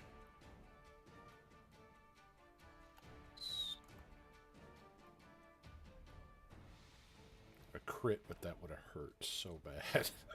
And then how much psychic damage was it? 14 on the second. For both hits. Because I added up the piercing damage, 'cause I resist that first. So, what was the psychic damage? That would have been 25 total. Okay. And now Click. Swings coming your way, Click. Okay. All right, Click. Does an 11 hit you? No. It was such Wait. a bad roll. Yes, it hits. It hits when I was level 1. I don't know. I've played with characters who had their AC at 10 at level 7 or 8. Okay, but more seriously, 23. Miss. Nice. So, yeah, you're parrying it with your shield. Plate mail. Yeah. Yeah. All right. That's here to use his other one. You know what? The other one is also going to do that too. He is also going to.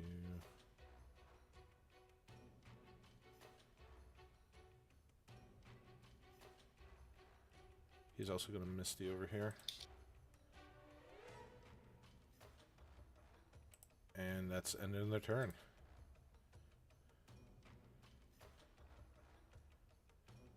Sophona.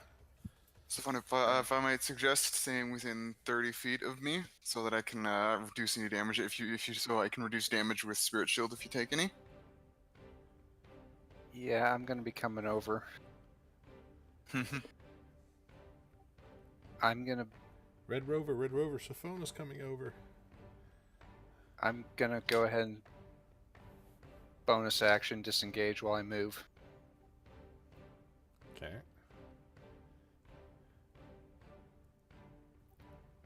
And then I am going to take a shot at the one next to Click with my fancy new hand crossbow that I got to plug in.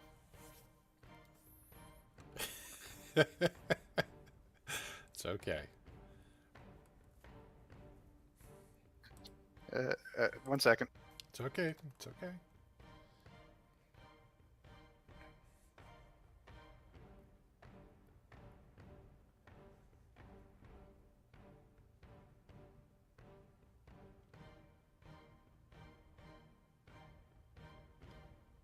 And so that's a 30 for 6, and then I'm going to sneak attack him. All right. Oh, where'd my sneak attack go? Goes into him, hopefully. Huh. Oh, no, I had it on my sheet, and for some reason it's not there anymore. I must have accidentally deleted it when I was cleaning things up. On Roll20, it's missing? No, on Roll20, not Beyond. Okay, yeah, I was So going to say, I'm because grabbing Beyond should still have it. Such a great backup. I wish they'd put their own tabletop. Hmm. It would be really, really nice. They would dominate with that.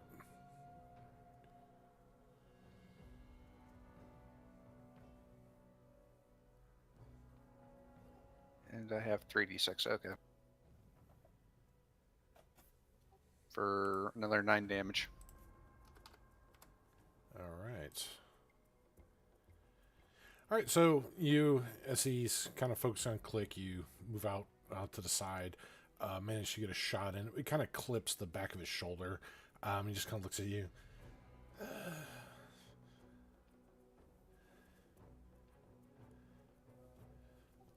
Give up. Stop, or Safona will shoot. All right, is I that will it? yell mean things about you. Does that end Safona's turn? That ends Siphona's turn. Garen. All right. Garand is gonna come right up there. He's gonna nudge Yeah. himself comfy in between both. He's like, "Hi." Remember me? So yeah, he's gonna keep smacking the one. All right, go ahead. Yeah, that's gonna hit. Yeah, slightly. Just a bit. Just a smidgen. All right. All right. And on that second one, you cut across deep, a deep gash in his chest. He falls down holding it. And you just... It's almost like one of those Japanese animes where like all the blood just comes out like a geyser. That's pretty much hitting Garen right now. As he does. As you do. Just it's like a huge puddle around Garen, all blood. And yeah, that's going to be his turn. Click. All right, I'll bonus action bring my spiritual weapon over to that guy. I'm gonna go to the bathroom real quick. If I'm not back by the time that it's their turn, if they hit anyone, that damage is going to be reduced by 4d6. All right, so Garen is going to pee on the corpse. I hope. All right. We don't I want get him to take number advantage. 2 right now. I get advantage because Garen's there. 24. Is going to hit. 11 damage. And then Click will swing with the Staff of Adornment. 25. 15 damage. All right. So spiritual weapon, your staff striking this guy. You're starting to get a little battered there. You're making cuts in them. They're not deep cuts, but he's starting to show the wear and tear about the confrontation with the Bloods. Cool. We have this guy kind of surrounded, so I'm not going to move. All right. Does that end your turn? Yep. All right.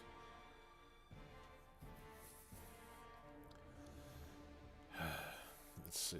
Looking at his options here.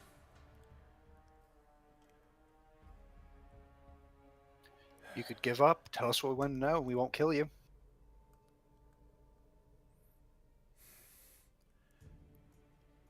This isn't over. That's what they all say.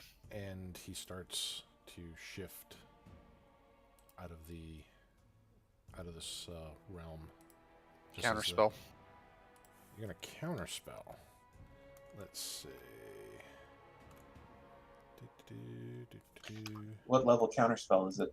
Yeah, Third, I'm trying to conserve. because you're gonna have to make a check on that.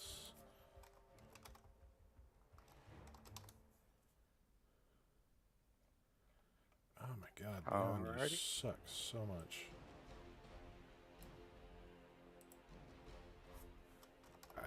I hate searching for things on this. 26 on the counterspell.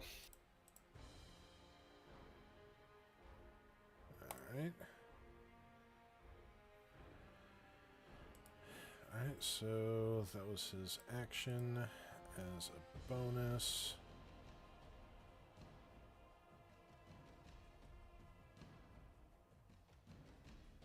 So it's going to be 20 up and... So he appears on the roof here, 20 feet up in the air. In fact, actually, he'll be right this way. As he bamfs. And that will, let's see.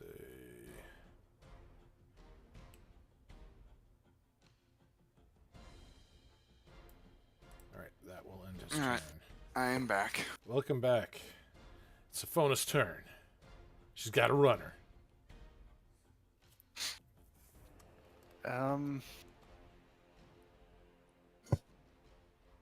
That's kind of problematic.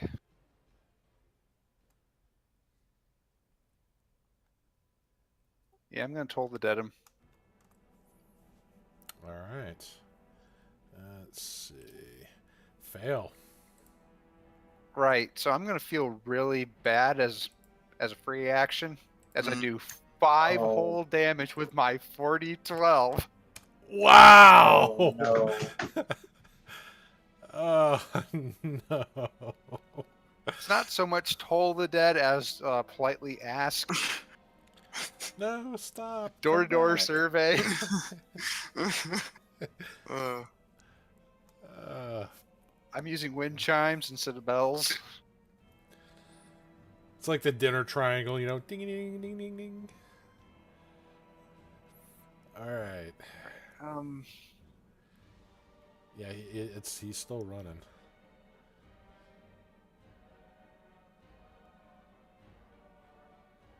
I'm gonna move and then bonus action to dash.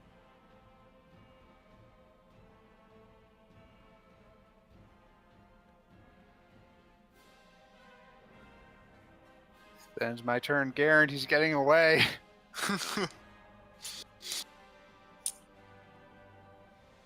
Oh, let me since you're there, I can pull up some more stuff here.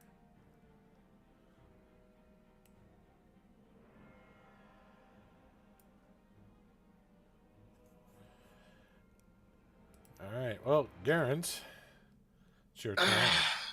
Alright, how high up is the rooftops? 20 feet. Okay, I can jump that easily.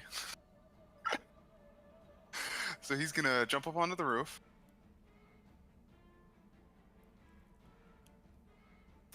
And then he's gonna come over here, run over there, and he's gonna slash at him with his sword. That's a lot of movement. Barbarians. Yeah, What's your move speed? 45. Oh, yeah, you make it.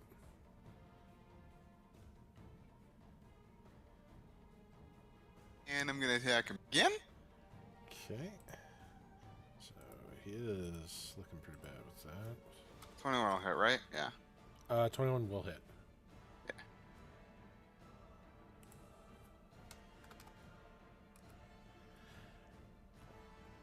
You can't escape.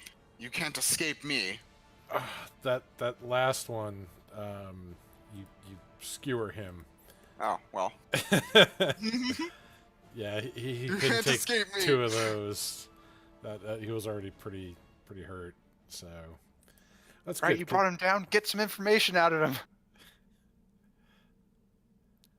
Which Garen, half? why are you quiet? Garen, that's a lot of quiet up there. I'm starting to see blood start raining off the roof, just like pouring like rain. Garen, I hope you're a really good actor because I expect to hear information coming. Oh yes, I saw the people that you were asking about. They went to the Make a deception check.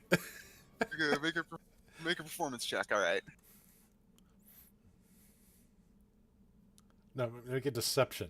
Oh, a deception check. Yes. Well, your acting ability's bad.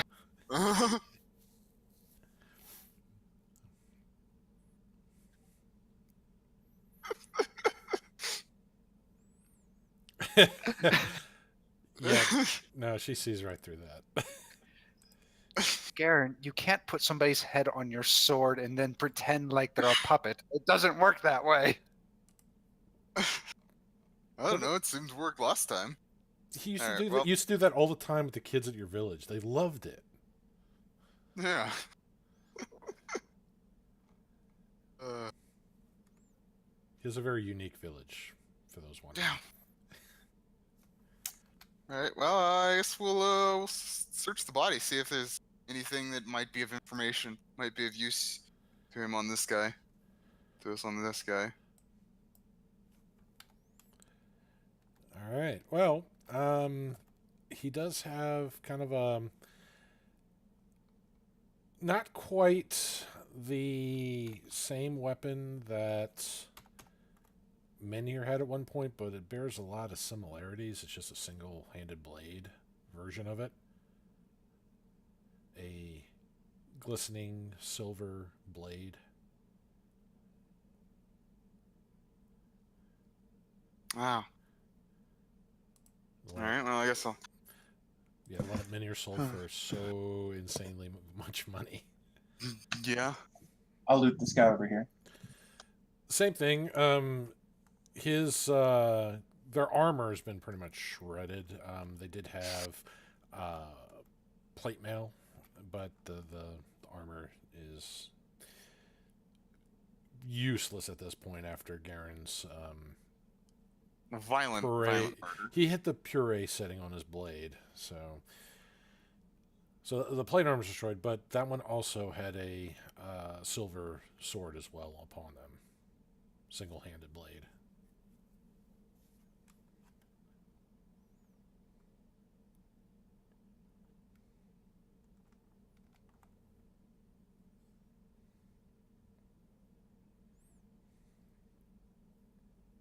So he has the same blade. I'll put the same blade in the pack.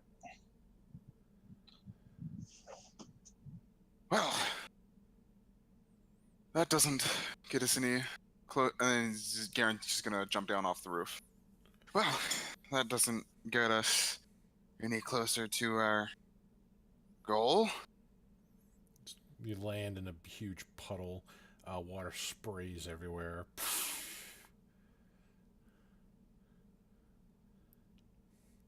There's so much blood, Garen. A lot of blood.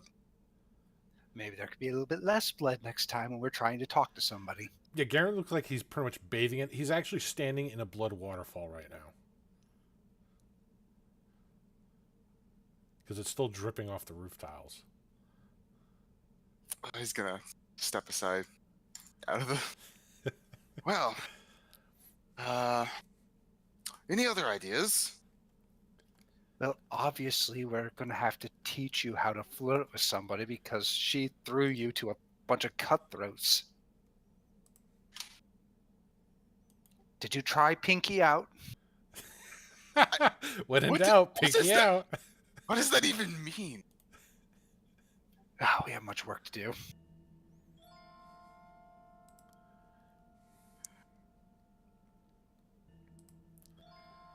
All right.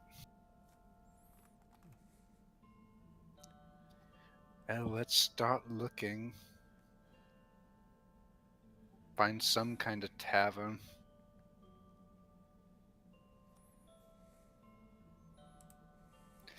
Maybe a library. If we can find a library, maybe we can find some information on that beast. Or maybe we can ask him.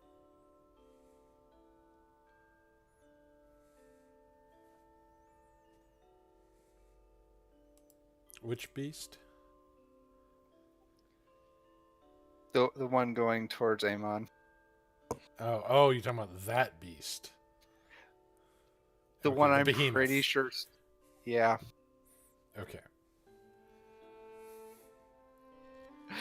The one that scares me because the player has a decent idea of what it might be. And I pray I'm wrong. Because I might need 2 crossbows for that. It's one of Menhir's pubic lice. That's what it is. Just hit it with the shampoo, twice a day. It'll be fine. It's the left stone.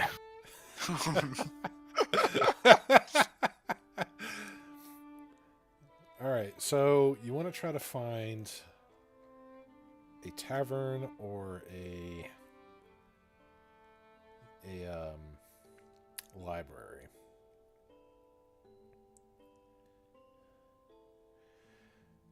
All right. Well, for that, you need to Let's see.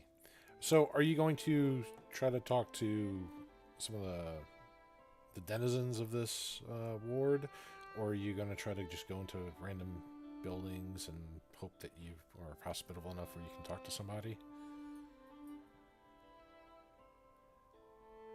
I'm going to try to keep an eye out, see where people tend to congregate. There has to be a marketplace or something like that. Possibly. So, with that, make an investigation check, please. Take guidance. Take it all. Right up the hoo-ha. That's right. Where's the guidance? 24. So, with guidance, there is indeed a marketplace. In fact, not only is there a marketplace, there apparently is also an auction going on outside of the marketplace. Let's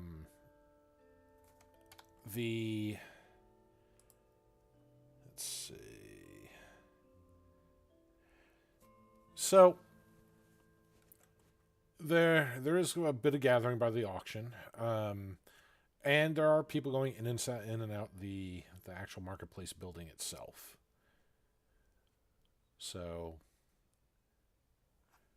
where do you go to? Do you go indoors, or do you go by the auction, the outdoor auction?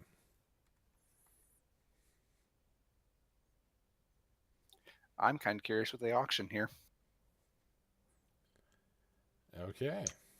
We don't really have any money. It's true. I mean, I have a little, but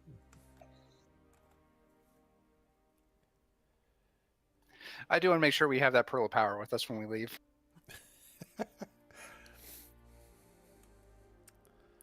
So, let me just check. That's the one I can remember the name of. All right. So, at the auction, there's it's a raised kind of wooden platform out almost in the center of this ward here, and upon it, wearing kind of it's almost like a red cloak. The hood itself, that this green being, he resembles an orc in a lot of ways, but he is an orcish bloodline. He's not any orc that you've ever seen before. If he is an orc, the hood of the cloak, he has kind of a band tied around the top of it. The rest of his clothes are various shades of kind of like mustard yellows and browns, and he seems to be the one kind of talking here to the crowd below, which are kind of very interested in what he has to say and offer. Near him on the platform is a very very wiry looking creature, about 5.5 feet, completely bald, grayish skin, jagged teeth, standing upright with kind of two saber blades, like drawn out just at his sides, and he has another longer blade on his back. He is wearing what looks to be some kind of some sort of like banded mail, with various bits of leather and cloth kind of made as a not really as a runs down to a tabard, but just kind of halfway down to his thighs, and he's just kind of like keeping people off the platform. So next up we have very interesting new addition, and he pulls out this individual who's got a black sash over their head, kind of blacking out their vision. Their hands are obviously bound in chains, as their feet as well. And you see like the person kind of struggle a little bit, and they try to do something, and you see the wrist and leg minerals kind of glow for a moment. They're covered in arcane runes. It seems to stop whatever this person is trying to do. And the green man on the platform kind of whispers something to the person in the chains. And then he rips off the hood. And before you, you see a dark-skinned elf that you've seen before.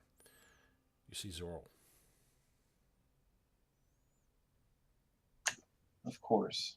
Oh no, guys, I only have a couple gold. Guess we can't save him. We tried, and that's what matters. That's not very convincing trying, Estefona. Gonna roll an insight check. Let Sure. me try a little harder. You give up big deception. Yay, let us save him. Sounds convincing to you. Huh? Yeah. Let us go save him.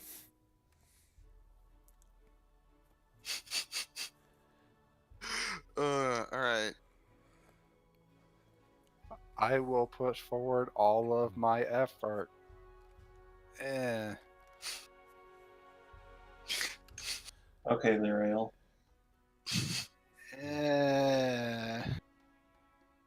I'm sorry. I guess I couldn't save him.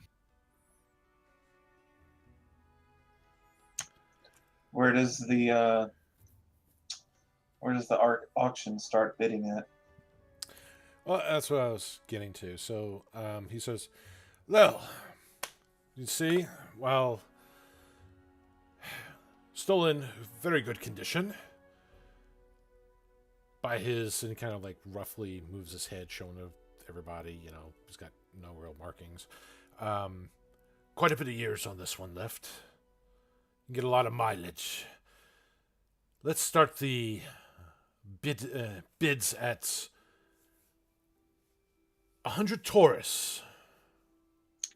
100 what?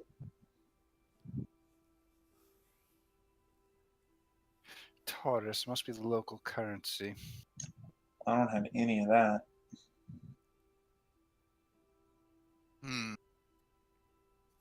Here, I have an idea. Go take those swords, try to sell them off. And then we'll use the money to buy him.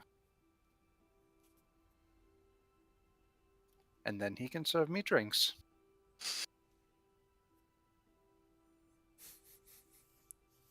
No, not gonna fly. It'll fly. It's fine. Well, the selling the swords might work. Be a good idea. Well, we better hurry. Out of character, I'm okay with this as long as there is a daily beating. Wow. All right. That was amazing. Okay. Damn. All right, so who's gonna go try to pawn the blades? Sophona should. Fuck, we don't Yeah. have a charisma. No. Stefona's the only one here's like charisma. I don't know Alright. why you keep sending us to do this shit. Right, I just try to make sure the auction doesn't end by the time I get back. Alright. Yeah, do whatever it takes. All right. So, Sophona, you go inside the main building there. And this indeed looks like a much larger marketplace. There, inside, there's various people trying to hawk off goods here. Some of them have smaller stalls on the sides. Others have kind of behind the counter wares, all trying to get your attention for like, hey, we got the best herbs this side of the markets, or Best herbs, man. yeah. So, Is there any particular, like, what are you looking for in a seller, like, or a potential buyer?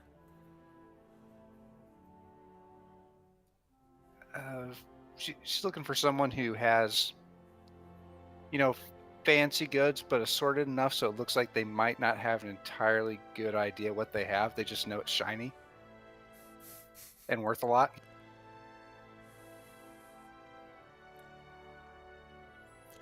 Make a insight check.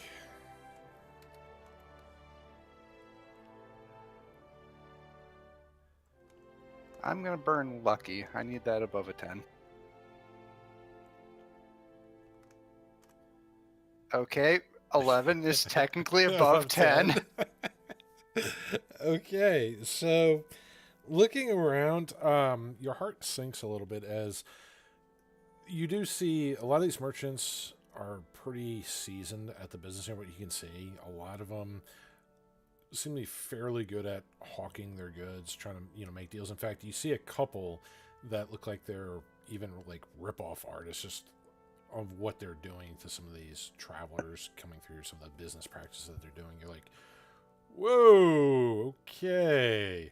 So you're trying to avoid some of the ones that look like they would rob you blind of your goods. Just you'd get like the worst deal possible. Wait, they have the right idea here. I need to find some wannabe adventurer types with a lot of money who need a really fancy sword.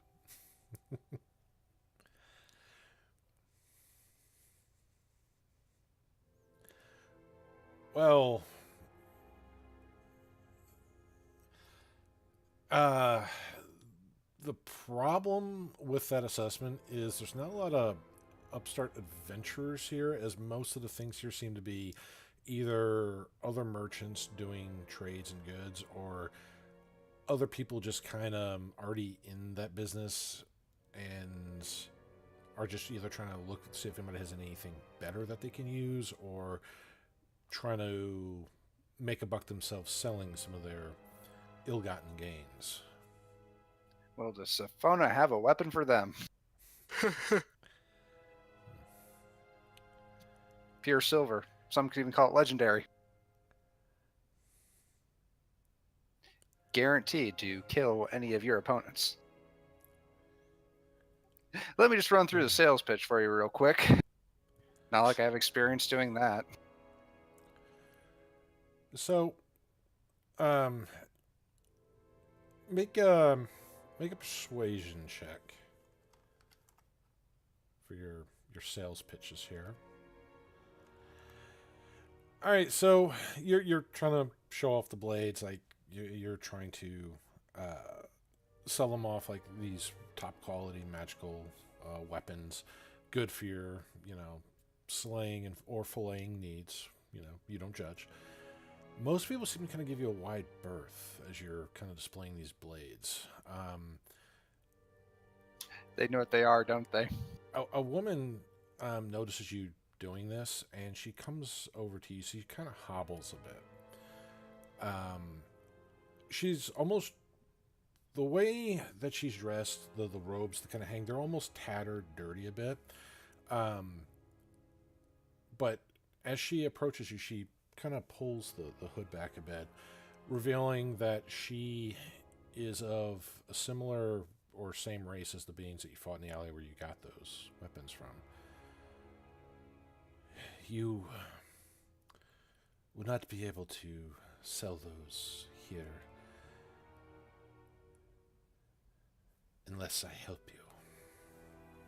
That is, if you can help me, I will help you pawn your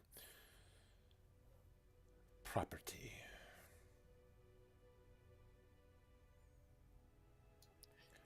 Go on. If I'm with you with the sale, they will not question where these come from. But knowing that you have them, no one will buy from you. What I ask from you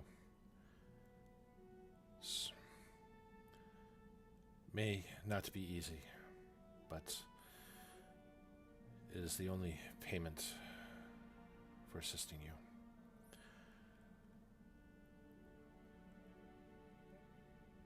for reasons of my own. After I help you sell the blades, I need you to kill me. I need you to end my suffering. Can you do this? Not to make light of it, but why do you need help doing that?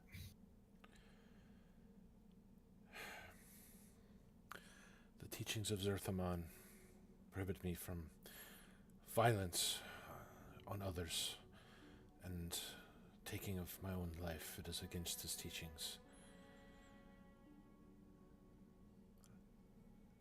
Right, so I didn't do this last time, and I got ambushed in an alleyway. So I'm going to do it now.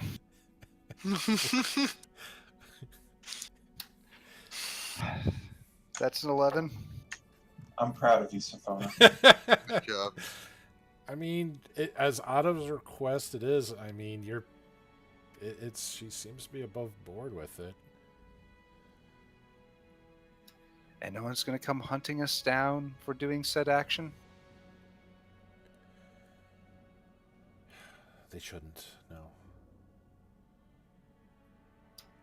Shouldn't. It sounds like you have former friends who are trying to make you suffer for a very long time.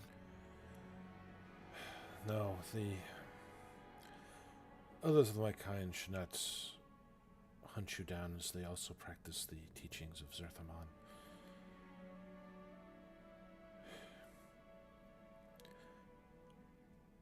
I wish there would be more that could have done to help me other ways, but my condition has progressed to a point where there is no more help, and I cannot bear the pain any longer. I have a really powerful cleric outside. Are you sure? I am certain. She does seem to be in general discomfort, just trying to talk to you.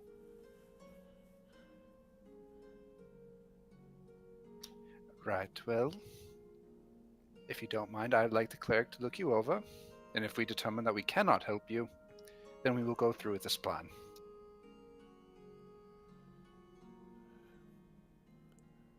Can you bring him here? It pains me to move.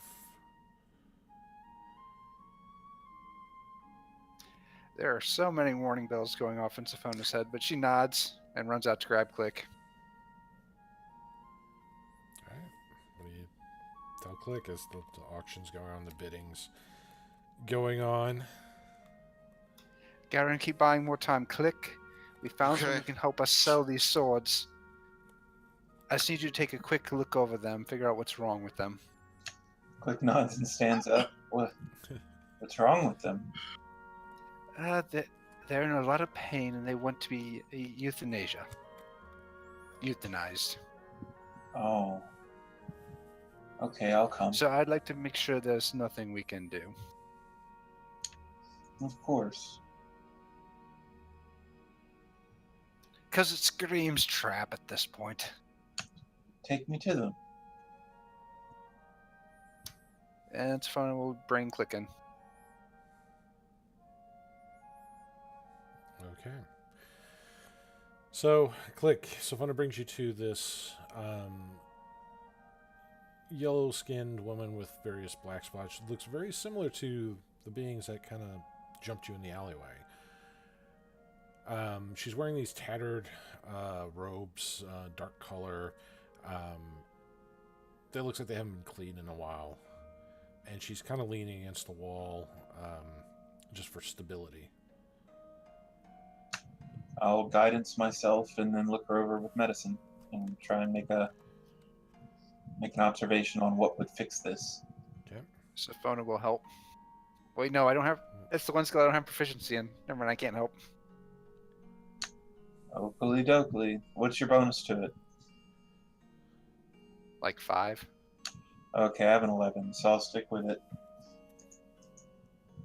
All right. Well, I guidance myself and then take a look.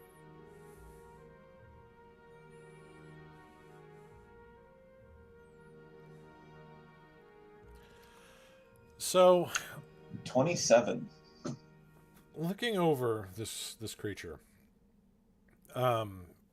just from some of the things that you see, like from the arms, it's almost as if her bones have almost grown, like they're deteriorating, but at the same time are becoming like jagged, like razors on the inside of her body.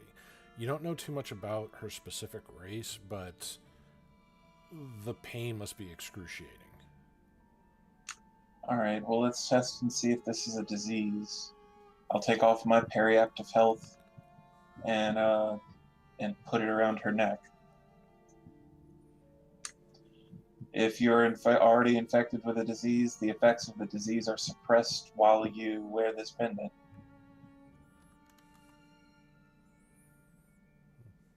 Okay.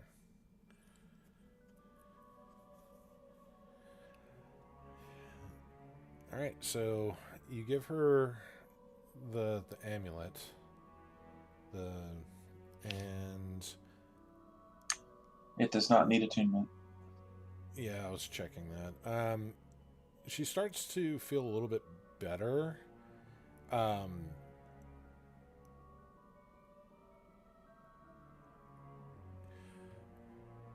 And she just kind of smiles a little bit and, thank you, little one.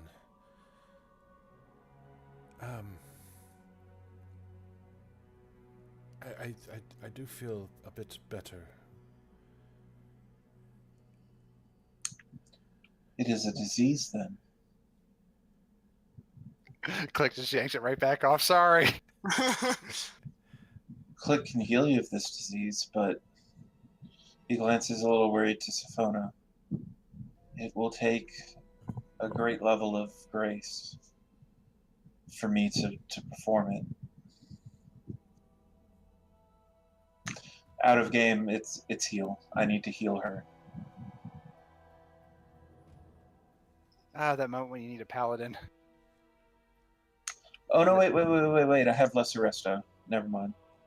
I'll reach out and I do take the amulet off, but right as I do so, I'll pray and touch her.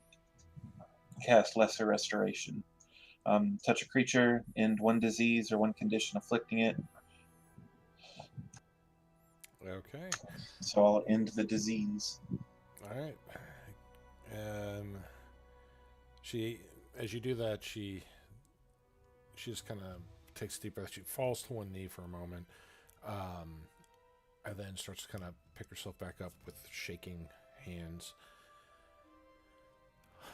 Thank you. And she kind of goes through her robes and she pulls out this little. For a moment, it looks like a little gem, but in fact, as she hands it to you, Click, it looks like it's more of a glistening blood drop, as hard and smooth as a pearl. Click accepts it, but Click does not understand. What is this? This is a clot charm. You place it on your tongue, it dissolves instantly and spreads through the bloodstream. Game terms, whatever creature imbibes it basically, puts on their tongue, it's used instantly, healing 90 hit points, and the creature will gain resistance to piercing and slashing damage for 1 minute. Does not affect Holy constructs shit. or undead. Click is humbled, but Click did not ask for anything in return. The blessings of the Platinum Dragon are for all. May Zerthamon watch over you.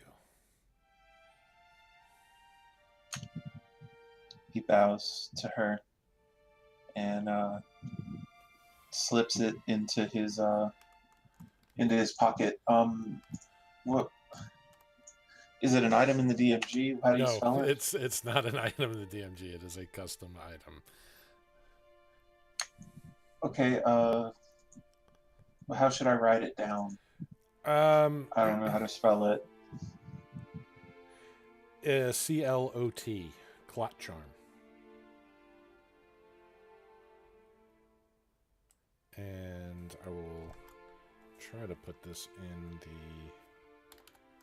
chat here.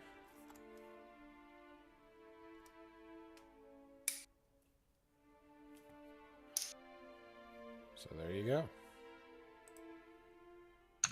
Holy shit. Yeah, that's amazing.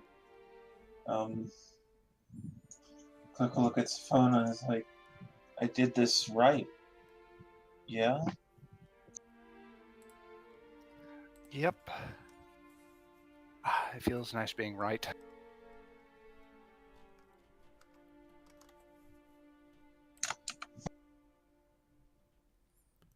Now, my dear, could you please help us out? Our friend is probably about to be auctioned off. All right. So let's see. 2 of those.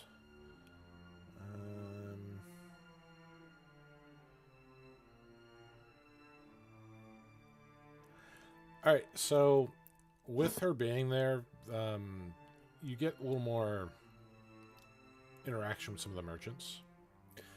Sophona, I need you to make a charisma persuasion check. So, Take guidance.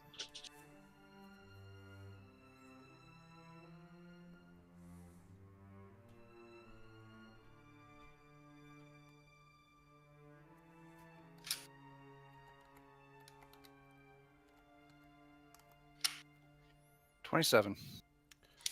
all right.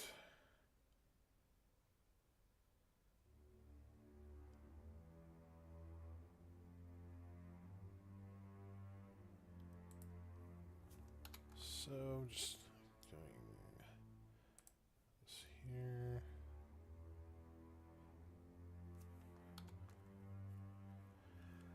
All right. That's gonna be.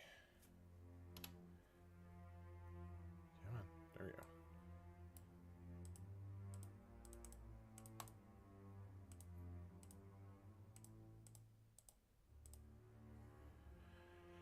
All right, so let's see.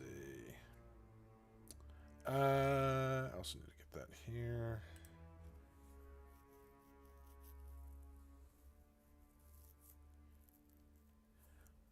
Okay. All right, so you get a merchant. His name is, where is he? Is Giltspur, and he seems interested in the blades. And you do get a pretty good offer for both blades, and he sells both of them. So he's like, well, how would you like your payments? Taurus, Mobius, lodestone bits, soul prisms, perhaps? Taurus preferred. All right. And he starts giving these coins out. He starts basically getting like these boxes here. So the Taurus, or it's really a Sigil Taurus, they're donut-shaped coins, basically like the shape that Sigil is, made out of gold. The central hole is big enough to fit like one of your index fingers through it. You see some people when they're making deals, like they're almost like worn on strings, especially some of the necks around the shops around here. Mostly because it's easier to kind of keep out of sight and out of reach of pickpockets. But he's giving, counting all the stuff out. And it takes a little bit because there's so much coin involved with this. So, and I have to keep track of this. So he gives you 600,000 Sigil Tauruses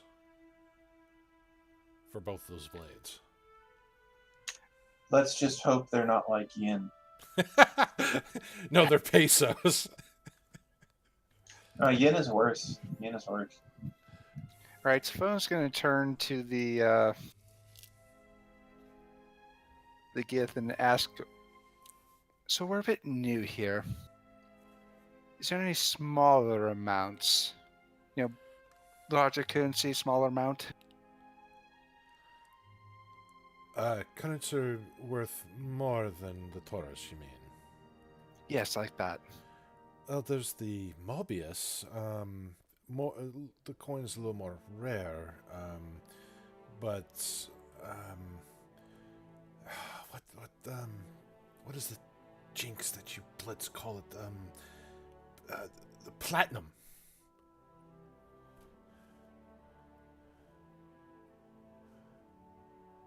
Right. Well, good sir, perhaps you'd be willing to put half of it in that, as that is a very large amount, and I doubt you wouldn't be sitting here counting all day long. All right, so he'll put half of that. Now the Sigil Mobius coins that they have there, these are usually kind of, you know, it's more of a merchant coin just because of how much it's worth.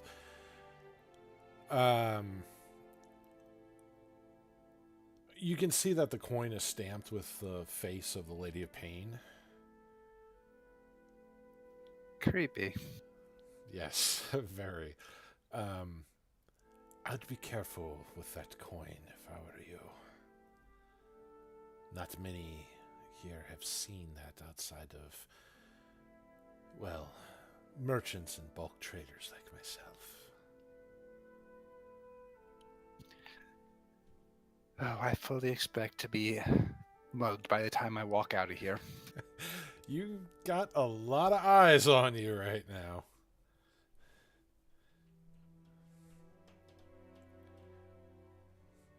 So if it was pesos, 600,000 would come to about 30,000 US dollars. If it was yen, it would come to a little over 5,000 US dollars. Wow. Okay. I told you the yen had a screwy transfer rate. Well then. You know, with all this money, if only I knew where there was a good inn, I could spread the wealth in a large party, but sadly I don't know of any such location. After I bought my friend, of course. Who are you telling this to? You're not the one. You're not the one there bidding on him to buy time. Just saying. Garen's already got up to, like, he's bidding against himself. So Sphona is just kind of saying this out in the open. Because I'm sure there are people who would love to drink on her dime.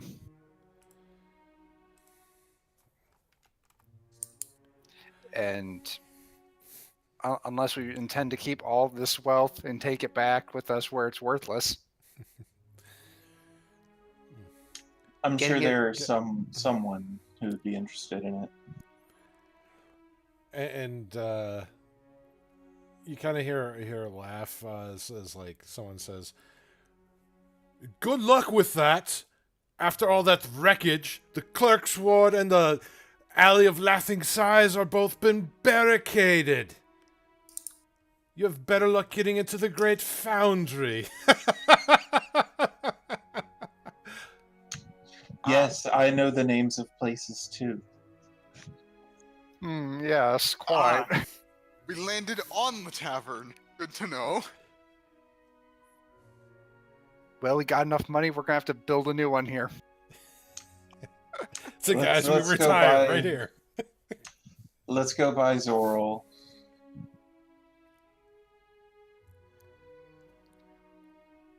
Right. We can also see if we can go buy the queen as well. That will make trade negotiations far better.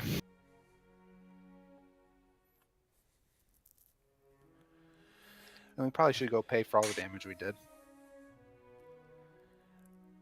All right, so going back to the slave auction. Uh,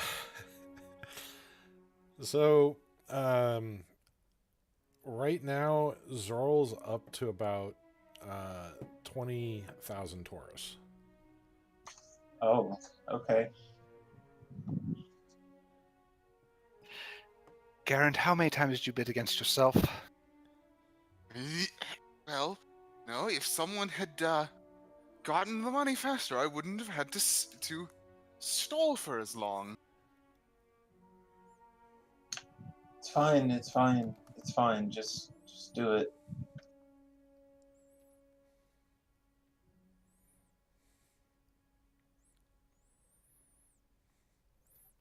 All right. So, with the auction, if you're willing to settle up for 20,000 Taurus for Zorl. That leaves us 580,000.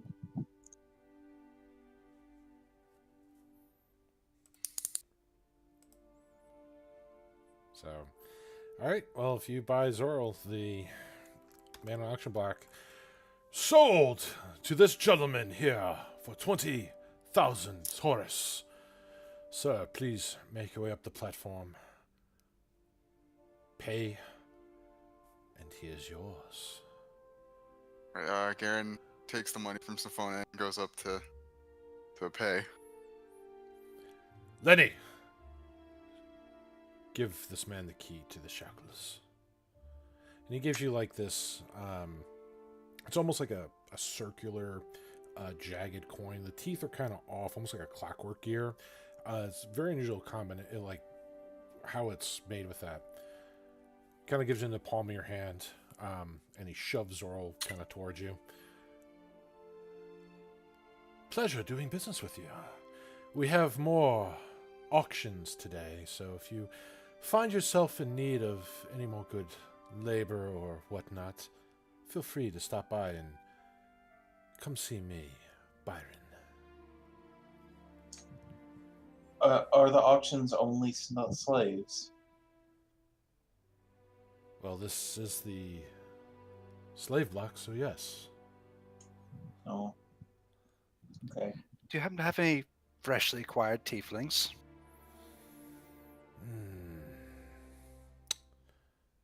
Let's see. Lenny, give me the ledger. Right, boss, right. And he just kind of hobbles over and gives him a book, and he's like, kind of thumbs through it, looking at the pages as he goes through. No tieflings. I can maybe acquire one for you if you so need it, but I don't have any in stock. Sophona is going to try to glance as he goes through to find anybody that might match anybody she'd recognize. Like, look where? As he's going through the ledger, she's going to attempt to look over and read it as well. Well, he's not, like, showing it to you. He's just Oh. opening it, like, he's standing in front of you, and he's got the book in front of him, and he's just kind of thumbing through it, like, no, I'm sorry, there's no tieflings. But if you really need one bad enough, I can procure one for you. It might take a little bit of time due to the wreckage here. It's gonna be bad for business for the next day or so. Click looks thoughtful. Any kobolds? With one of these, maybe, and he raises the glass vial out of his from underneath his armor and shows it to him. Kobolds.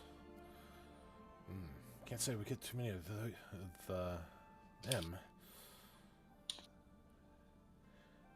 They don't make greatest workers. They tend to die off a little easily when pressed for hard labor. He kind of eyes him and cracks his knuckles. Right, what I believe he's meaning to say is he likes kobolds. You know, being one and all. Was there anything else interesting recovered from that ship crash? The scavengers still going through it. Nobody's made it to the shops, as far as I know.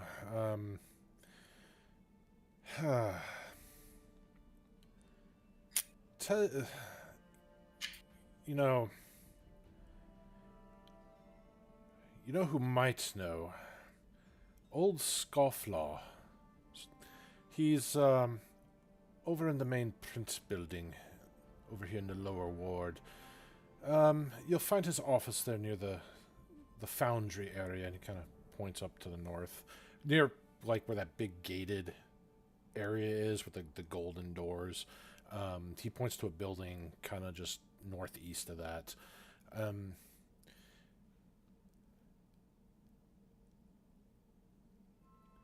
fact, if you do go see him, I'll pay you to deliver a letter for me. I'm busy planning to make as many sales as I can today while business is going to be slow for the next few days. I think you could do that. Well, Insight.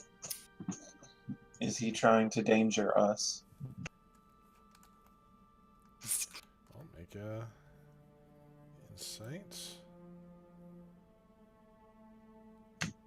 A 2, so 13. Doesn't seem like he's, like trying to pull a fast one off you. It's, I mean, he does have kind of like a sealed letter that he's kind of holding up.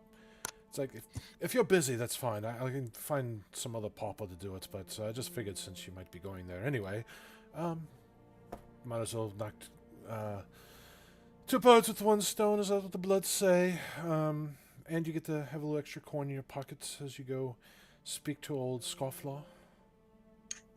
Click will shrug and go look towards Siphona. What do you think? I believe that's something that could be handled.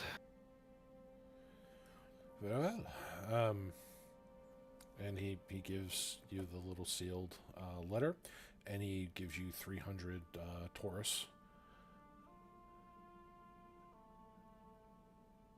And he waits for you to leave the platform before he goes back to, and our next one, and you're trying to sell some more slaves to make his to peddle his wares.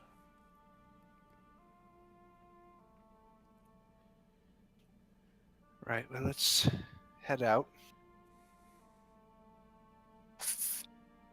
Yep. I'll try to keep an eye out, see if I spot anybody who matches any descriptions. All right. So, going over to the printing area, to the printing building, as you move away from the wreckage, the streets are a bit more calm here. It's not as much activity. But you do find the print shop. It's got kind of a white circular domed building. Looks like it's multi-floor, like probably about 3 or 4 floors to it. No real guards or anything outside. Inside, it seems to be not really like a merchant shop, but it is some sort of kind of like a mail service.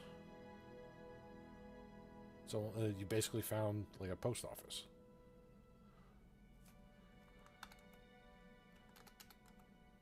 And they're a little busy running back and forth. Inside there's these smaller, kind of like green-scaled creatures. They're not lizard-like. They actually have flat faces. They're very wide, almost like puffed-out cheeks. Their noses are kind of smushed up almost like a pug's would be. And their eyes are real large, almost like saucers, but they're pitch black, and they have like short white hair. And they're kind of running back and forth, real busy. Some of them holding a lot of like bundles of stacks of paper.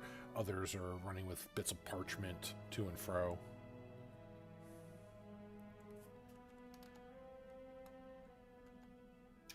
Definitely need to open up one of these back home.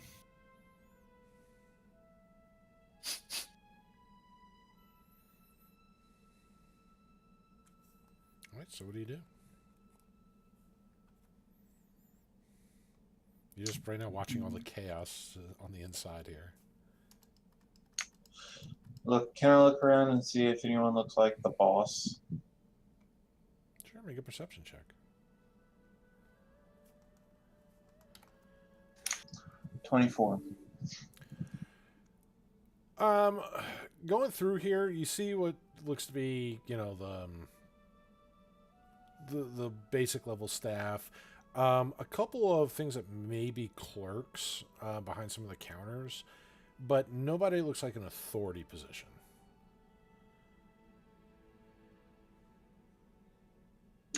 Should we ask for BioPhreak? What's his name?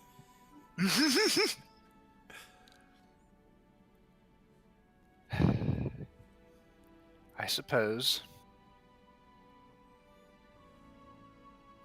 We'll ask for Gurgle Frank. All right, so who do you ask? One of the How about one of the people behind the desk? one of the clerks. Okay. So who's asking?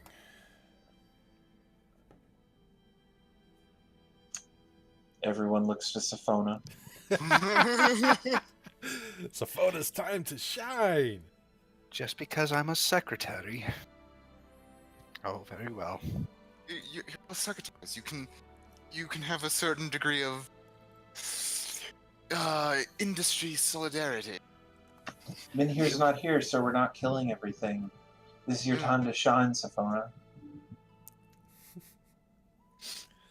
Roll initiative, motherfucker. Oh, shoot the clerk. Bash his skull in with my hammer. All right. So, this is funny. You go to one of the clerks, and what do you say? What do you do?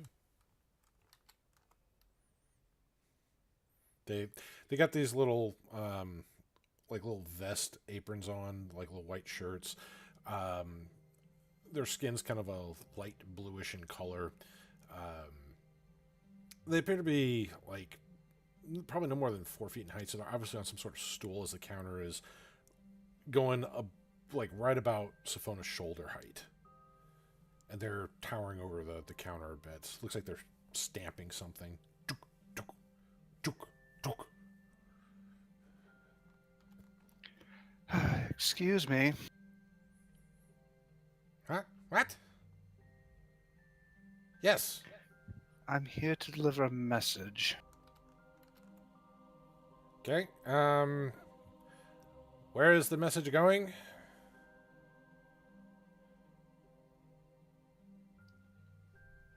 You gotta know who to send it to. My 3 hours of sleep is kicking in, and Safona turns. It was BioPhreak. BioPhreak. Glock Steve.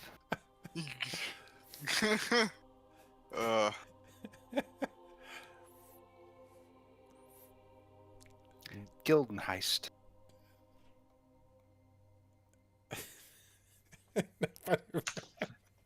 The clerk watches as every single person says a different name. Yep.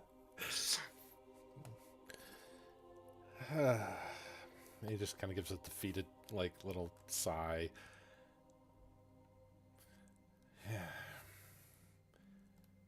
Where does this person thing reside?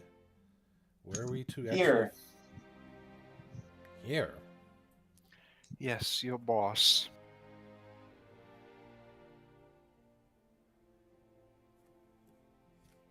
Goldfiend.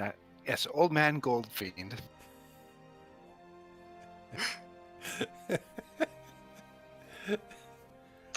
Gandalsteer.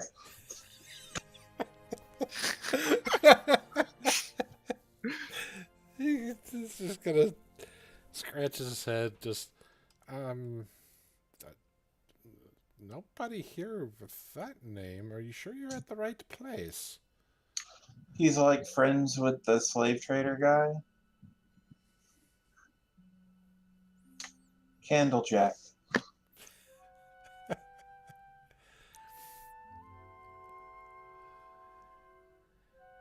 Wait, did he write it on the letter? Let me check the letter real quick. So you open the letter, the sealed letter? No, I'm checking the actual letter itself to see if there's anything on the outside. No, it's a sealed envelope. Yeah, but there's usually like a name, right, of the recipient. No, he just gave you a sealed envelope. We're good at this. Yeah, we're totally good at this. I'm not good at remember. I can't remember these dumb names. Oh, so now they're dumb, huh? The truth comes out. Where is Soul with his notebook? Grander Fondle.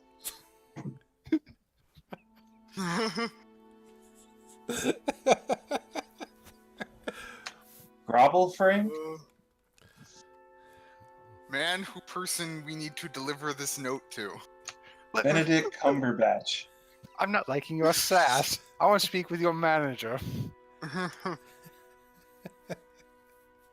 He's not saying anything. He's just like his hand is just cradling his head as he's watching. You just prattle off all these different names, talking to each other. Well, obviously sassing us. I want to see his manager. This is the best. Yep.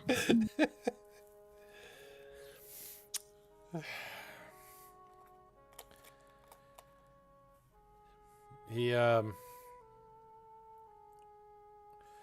one moment, and he goes upstairs and he comes back with two beings. One of them is in this black armor. Sorry, my eyes are burning me right now. It's kind of hard to read my notes. He's in this black armor. The armor's kind of got little bits of spikes. The helmet has horns, and there's kind of two red, like glowing eyes behind the full face mask helmet. Has a very wicked looking great sword at its side. Coming down with it is another being. This one, about 5.5 feet tall, humanoid with, you would assume, kind of male just from the features, just from like the posture, but it's really hard to tell. The being itself has orange skin, and their hair is literally flames. Wears kind of a cyan, like loose robes, like a loose garb. I can't resist it. I have to make it the joke. That's hot.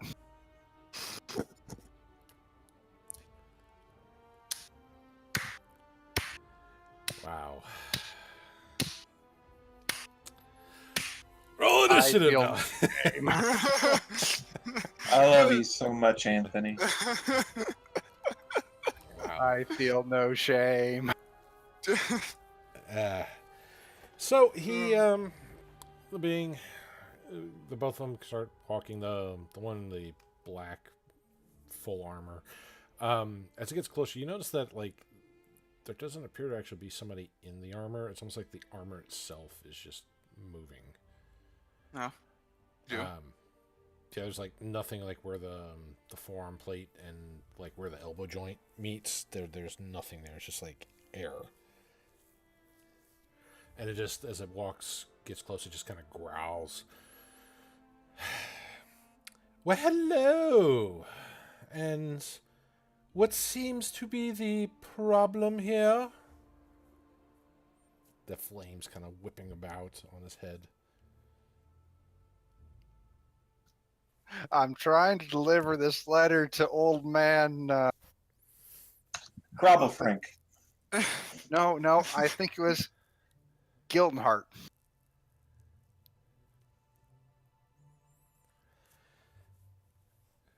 It definitely started with a G, and he was a manager boss man here. My employee here says that you needed to speak to a manager. Something about attitude? I'm just trying to deliver this letter, and he's giving me attitude here. I feel insulted. Well, there's nobody here with the names that you've mentioned. Are you sure you arrived at the correct address? I'm positive. Do you know the slave man guy? Byron. Byron. Yes, I know of him. It's not my type, I tell you that much. Who is your type? Wouldn't you like to know, little one? I asked. Bad touch, Kobold.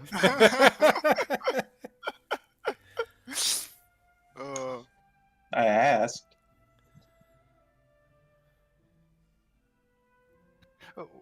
What is your name, kind sir?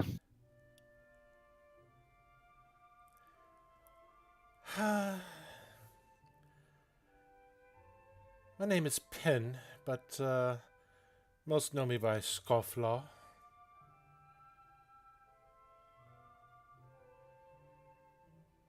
That sounds that familiar. it?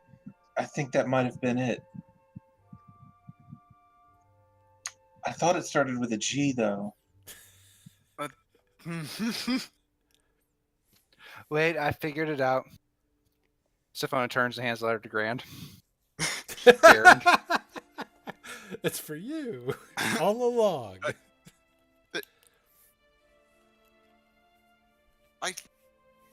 I'm. What? I want to stop doing a bit. Why, it's fun. I know I heard the name, but I seriously can't remember it anymore either. Well, you know what? I do believe this letter is for you. I mean, we could just go back and ask him real quick. Or I could hand this letter to a random stranger, possibly. Give it here. Give it here. Sophona will hand it over. Takes it with his pinky, which looks like a razor sharp nail, just kind of cuts the envelope open.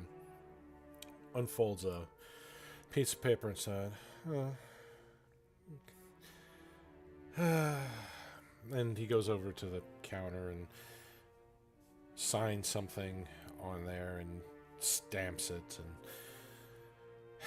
puts it in another envelope and melts a little sealing wax on it and stamps it.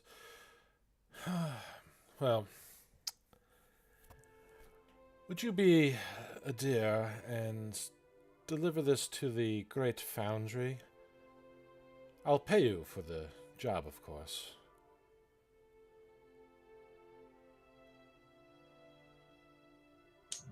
Is the name of the person we're delivering this to really complicated?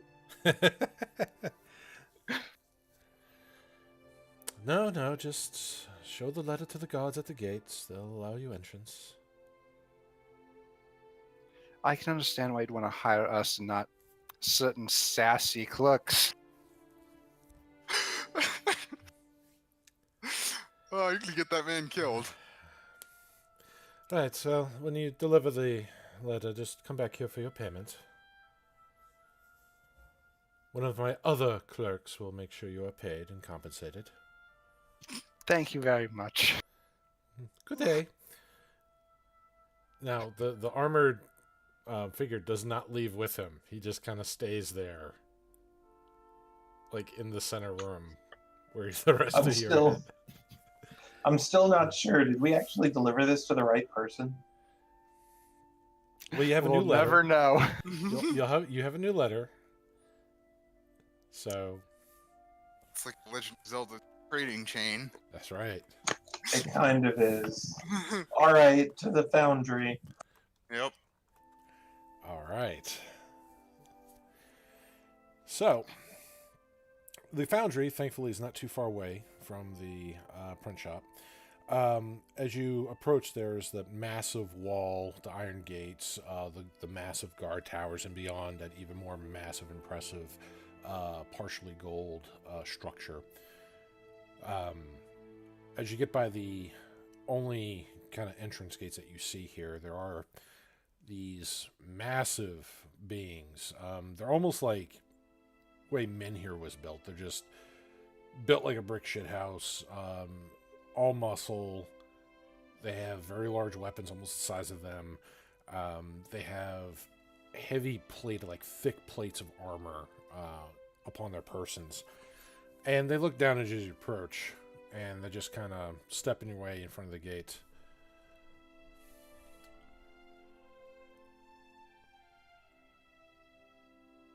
This is for believers of the source only. You are not clansmen.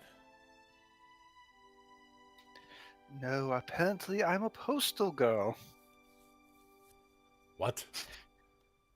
Oh, that reminds me. We were supposed to ask that guy questions before we walked off. Well, we'll go back once we go back to get his payment. Right. Here's our letter. And they see the seal on it. He just nods to the other guard. Go in the main entry. Hand this to Keldor. Keldor. Caldor. Clara. Kevdak. Cariana. Shania Twain. Okay. So, you... I forgot the name. Keldor. Keldor. Look, Okay. I already forgot it. So, walking into this massive chamber, this foundry looks like it's dedicated, like, almost to a combination of war and enlightenment by some of the murals, some of the training and things that seem to be going on inside. As you approach this man with kind of glowing white eyes, long black hair, has large feathery wings, sees you and approaches you. Haven't seen you in here before. What is your business here? You are no godsman. Click follows a god. We have a letter to deliver, don't we, Siphona? Right.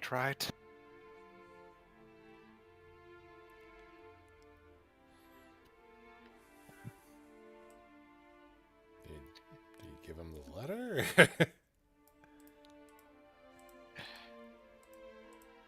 Yeah, sure. Are you Keldor? Tell me you're Keldor. You do speak to Keldor. Well, give him the letter, Siphona. The good... I believe this is yours.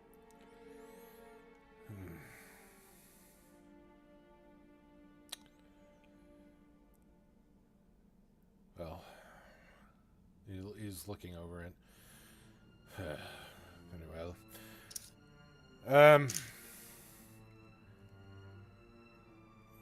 You can stay in the main chambers for now, but do not go beyond that. Only godsmen are allowed further into our sanctum. Can I roll like a religion to know who he's talking about? Or what he's talking about? Yeah. I'll join you on that one. 20. Not natural. Dirty. You have never heard of them. 24. You have never heard of them. So they worship Cthulhu. Got it. So tempted to wander. You just see Sifona looking antsy, like she wants to go exploring. Siphona, you need to... Our goal is to not get killed for a day. Remember that. Think about the information we could gather. But think about all of the swords you could also gather. I know. They So, made us a lot of money. In you. you gather need the- weaponry. One of the other beings in here kind of... Do you seek weapons? I wouldn't say no if there were some interesting ones that caught my eye. We all exist to be tested. Only the worthy truly ascend. If you seek weaponry to complete your test, the godsmen may be able to help. So, the gentleman here procures out 3 weapons. Pulls out a dagger, a battle axe, and a warhammer.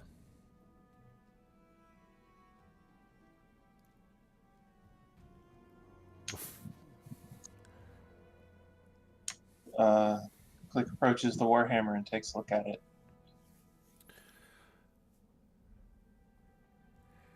What you hold there is the third weapon in what we call the triad of tests. That weapon in your hand we call reason.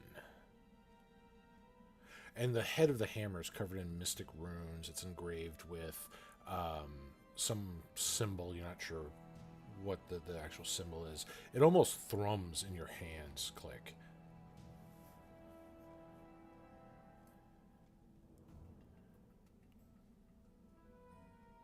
I don't think I'm proficient with it. What were the other 2 weapons?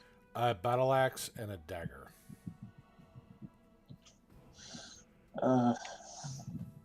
I'm only proficient with simple weapons, I think.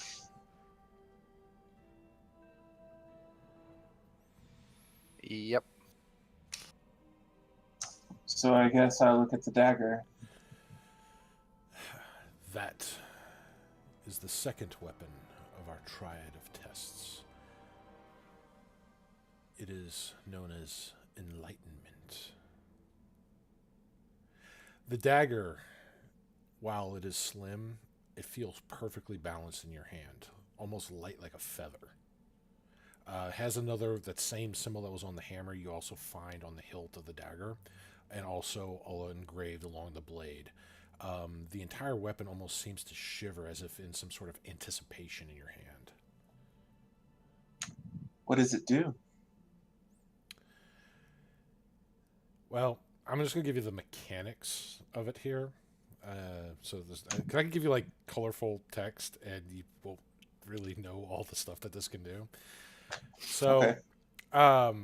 This dagger is a +2 artifact that requires attunement. It scores critical hits on a roll of a 19 or 20. While the blade is on your person, you will have advantage on initiative at the start of every combat. In addition, when you use an attack action with the blade, you can transfer some or all of that +2 attack bonus to your armor class or charisma score instead. The adjusted bonuses remain in effect until the start of your next turn. While you're attuned, you can also use an action to cast haste from it. After you cast the spell, you roll a d6. On a roll of a 1 to 5, you must wait till the next dawn to cast it again. You may also cast Far Step from it, and the same thing. On you roll a d6, 1 to 5, you must wait a day to cast it again. However, the dagger does come with a price. Those who wield it, you will emit a stench, a noticeable stench, up to 10 feet away from you. And the weapon does have a connection to an imprisoned being within. Anytime you invoke one of the special properties of the weapon, basically the spell casting, there is a 10% chance that the being imprisoned may escape.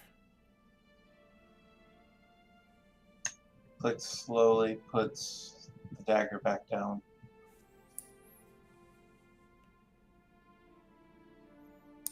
And steps back from the table.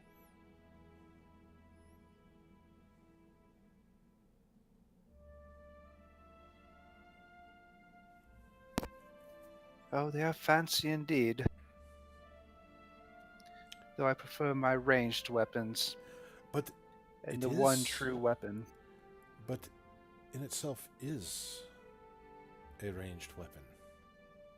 Like, and he holds the hammer, for example. This you can throw at your enemies, and it will fly back to you after you attack with it. Oh, so it's Mule. Oh, it's much It's a different. dwarven thrower. Well, Reason, the name of this weapon, is a +3 artifact weapon that requires attunement. Thrown ranged is 20 to 60 feet. When used as a ranged weapon, it deals an extra 2d8 bludgeoning damage, and it flies back to your hand after the attack.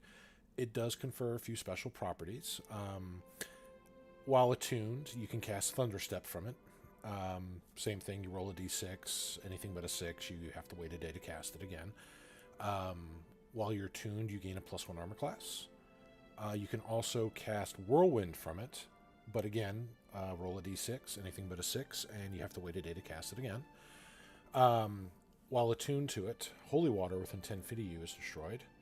While attuned to it, you have disadvantage on saving throws against poison. Whenever you attune to the weapon, you age 3d10 years if you're a human, or 3 to 30% of other whatever race's maximum lifespan is. You do have to make a Constitution saving throw, or you die of a system shock. If you die in this way, you are transformed into a wight that is sworn to protect the artifact. Its last ability is an ability called God's Fist. When you hit with a ranged attack, you can invoke the power of reason into the target. The target takes an extra 10d10 thunder damage. Each creature of your choice within 60 feet of the target must succeed on a DC 15 Constitution saving throw or become stunned for 1 minute. A creature can repeat the saving throw at the end of each of its turns, ending the effect on a success. Once that is used, it can only be used again at the next dawn. I don't like these weapons. I don't like them a lot. These are really tempting, but wow, those are some painful curses. I mean, I already have a pretty good weapon, so. Click will ask, do you have anything simpler? Click isn't good with these complicated weapons. Well, we do have the last of the triad, the Battle Axe Ascension. I mean, the battle axe is martial too, right? Yes. Do you have anything that's easy to wield?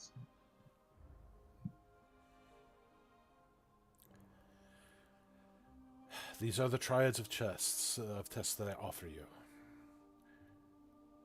If you're not worthy of the tests, then so be it. I can't I can't work with these weapons. Not really. I It's- mean, the dagger, I guess I can, but I don't like it. Is it a light hammer or a war hammer? It is a warhammer.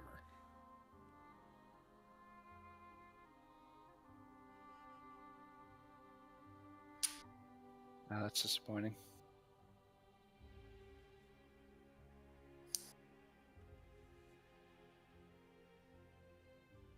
Click pulls out the staff of adornment and is like, I think I like mine better than all three put together. Good luck on your personal trials, then.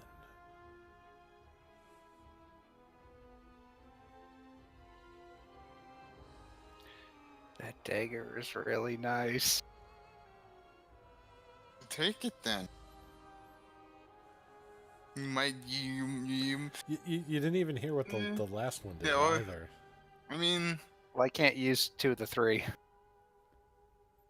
I can't use 2 of the 3 either. I'm the only one who can use the 2 of the 3, and I already have a good sword anyway. So, what's the third one? Just out of curiosity. The battle axe. So it's a +1 artifact. Also has that weird symbol on it. The edges of the blade are so sharp that they could split a hair lengthwise. When attuned to it, your constitution increases by 2 to a maximum of 20. You gain resistance to poison, advantage on saving throws against poison. The weapon has the thrown property, just as Reason does. So it returns back to your hand, range 20, 60 feet. It deals an extra 2d6 poison damage per attack, thrown or melee. While attuned, you can use an action to cast haste from it. Again, on a d6, anything but a 6, you have to wait a day. While attuned, you gain proficiency in athletics. While attuned, you cannot be blinded, deafened, petrified, or stunned. While attuned, you cannot smell. While attuned, your weight increases by 40 pounds. And let's see, when you attack an object with this weapon and hit, you maximize your weapon damage dice against it. The rest of the properties basically act as a weapon of sharpness. So pretty much like Garen's. In addition, you can speak a special command word, which I do have the command word here, to cause the axe to shed a bright light in a 10-foot radius and dim light an additional 10 feet. Speaking the word again or sheathing the weapon will put the light out.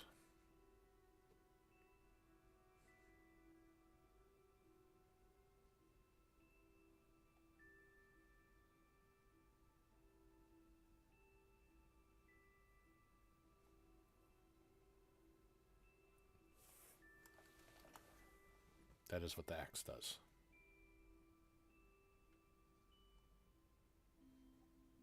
What were the curses on the Warhammer again? Because a +3 makes up for a lack of proficiency pretty well. While attuned, you have disadvantage on saving throws against poisoned. You destroy holy water within 10 feet.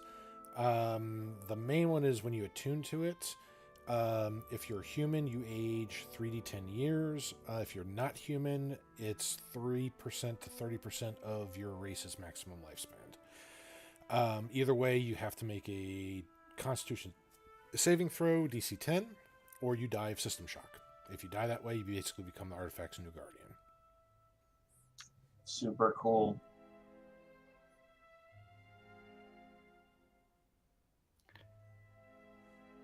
Is it when you tune the first time or every time you attune to it? Each time you attune to it. So you'd be stuck Sophona, with no. No, Sophona. No. But that's really nice. Sophona, we should leave.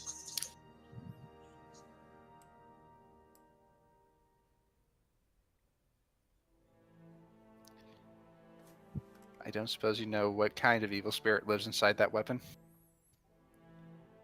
Well, Enlighten- none live in reason. They are held within enlightenment, the dagger.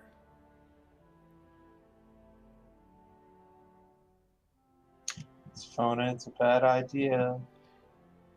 Are they powering it, or are they just a prison? It imprisons a death slot. I mean, like, if it gets out, does it lose a power? No, does not lose a power, but you don't want it to be like in a spot where you're, like in a bad way. Though it is only a low % chance. Click has a better time summoning Bahamut than he would activating that, freeing that creature. No, this is a slippery slope. No, I like that dagger. no, You're coming home with Mama. no. Do you want How? to get enlightenment? I'm No. already enlightened, but I'm gonna get a lot more enlightened here in a little bit, probably.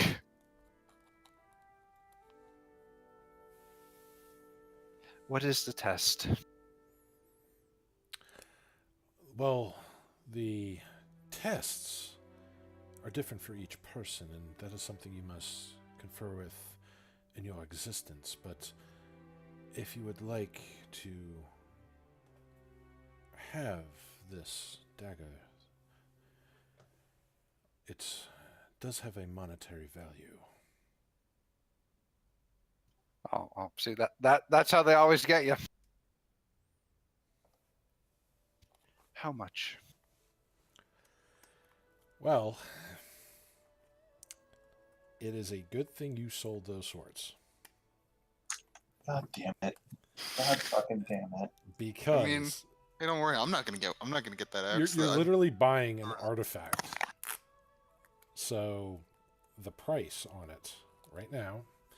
Let me just see. I want to check one thing here.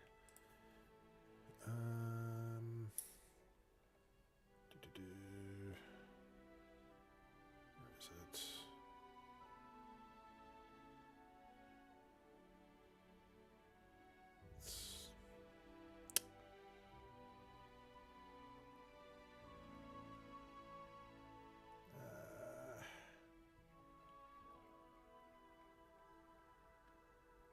Pretty sure they had one in here. Oh, we can just use this one. Make a persuasion check. This is going to affect the price. This is basically you haggling. Well, you see, it's cursed, and it's probably gonna kill me. So how about?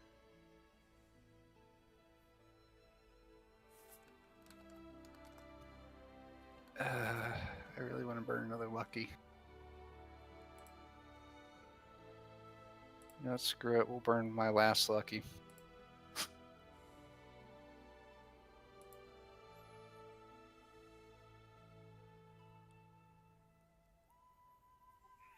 $28. I've had a real hard time rolling above like 10 and 11. I can sell you this for no less than 250,000 Taurus.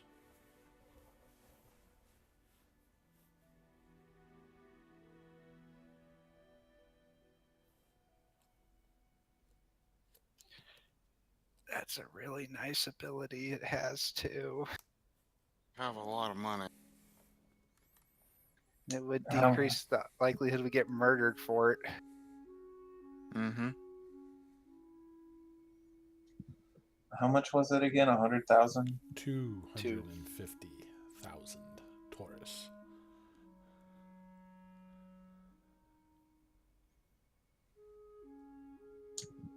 Right when I heard the description, I knew that this was so shitty. Safona was gonna get it. I knew it. Wow. I just knew it right away. This is Anthony bait. This It Anthony is. bait. Wow. It has just enough good on it to make me go, ooh. It's literally Anthony bait. I mean, what's the downside? You might end up releasing a death slot to just murder your entire party. I mean, what's the worst that could happen? Yeah, It's fine. Those things aren't Well, too scary. Are you sure? Because I don't know how scary they are. They're painful, Yeah. but they're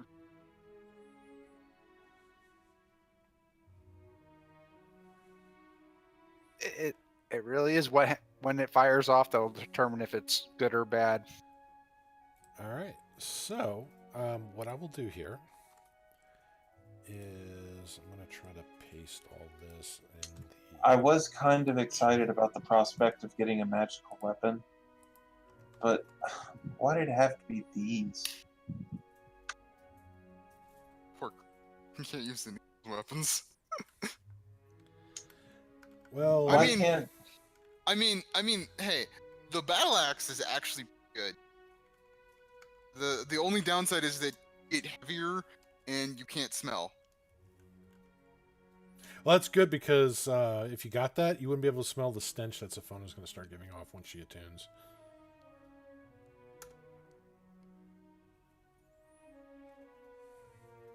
Hey, that's what precipitation is for me anyway. It won't bother me.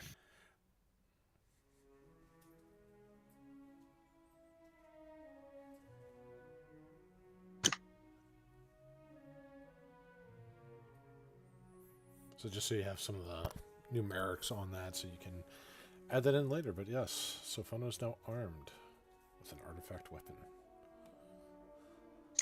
I'm sad about this? It's okay. We'll probably all die. Don't worry. See, the plan is we'll pawn it off next. We'll keep pawning off until we end up. Would you like one of the other trials as well? I can't use any of them. I use maces. I don't suppose you give a group discount on all three, do you?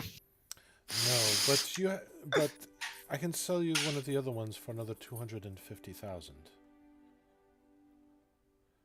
If you have the money for all three, you can purchase all three.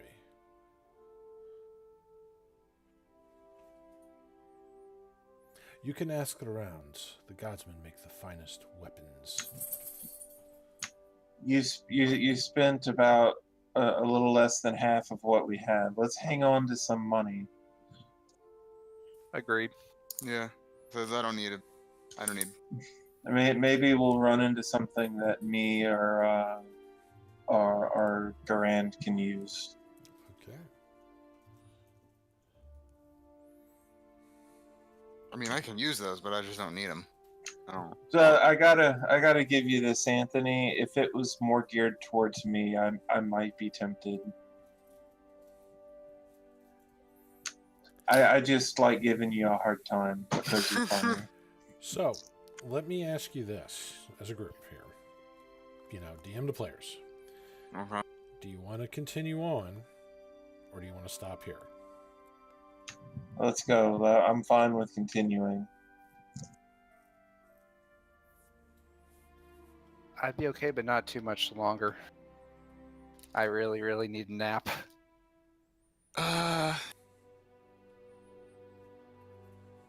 I think I might have something else I need to take care of. So I think we should probably stop here. All right. So, what we'll do is for next time, we'll continue up here. If we're still down the other two players, we will introduce the characters that you have.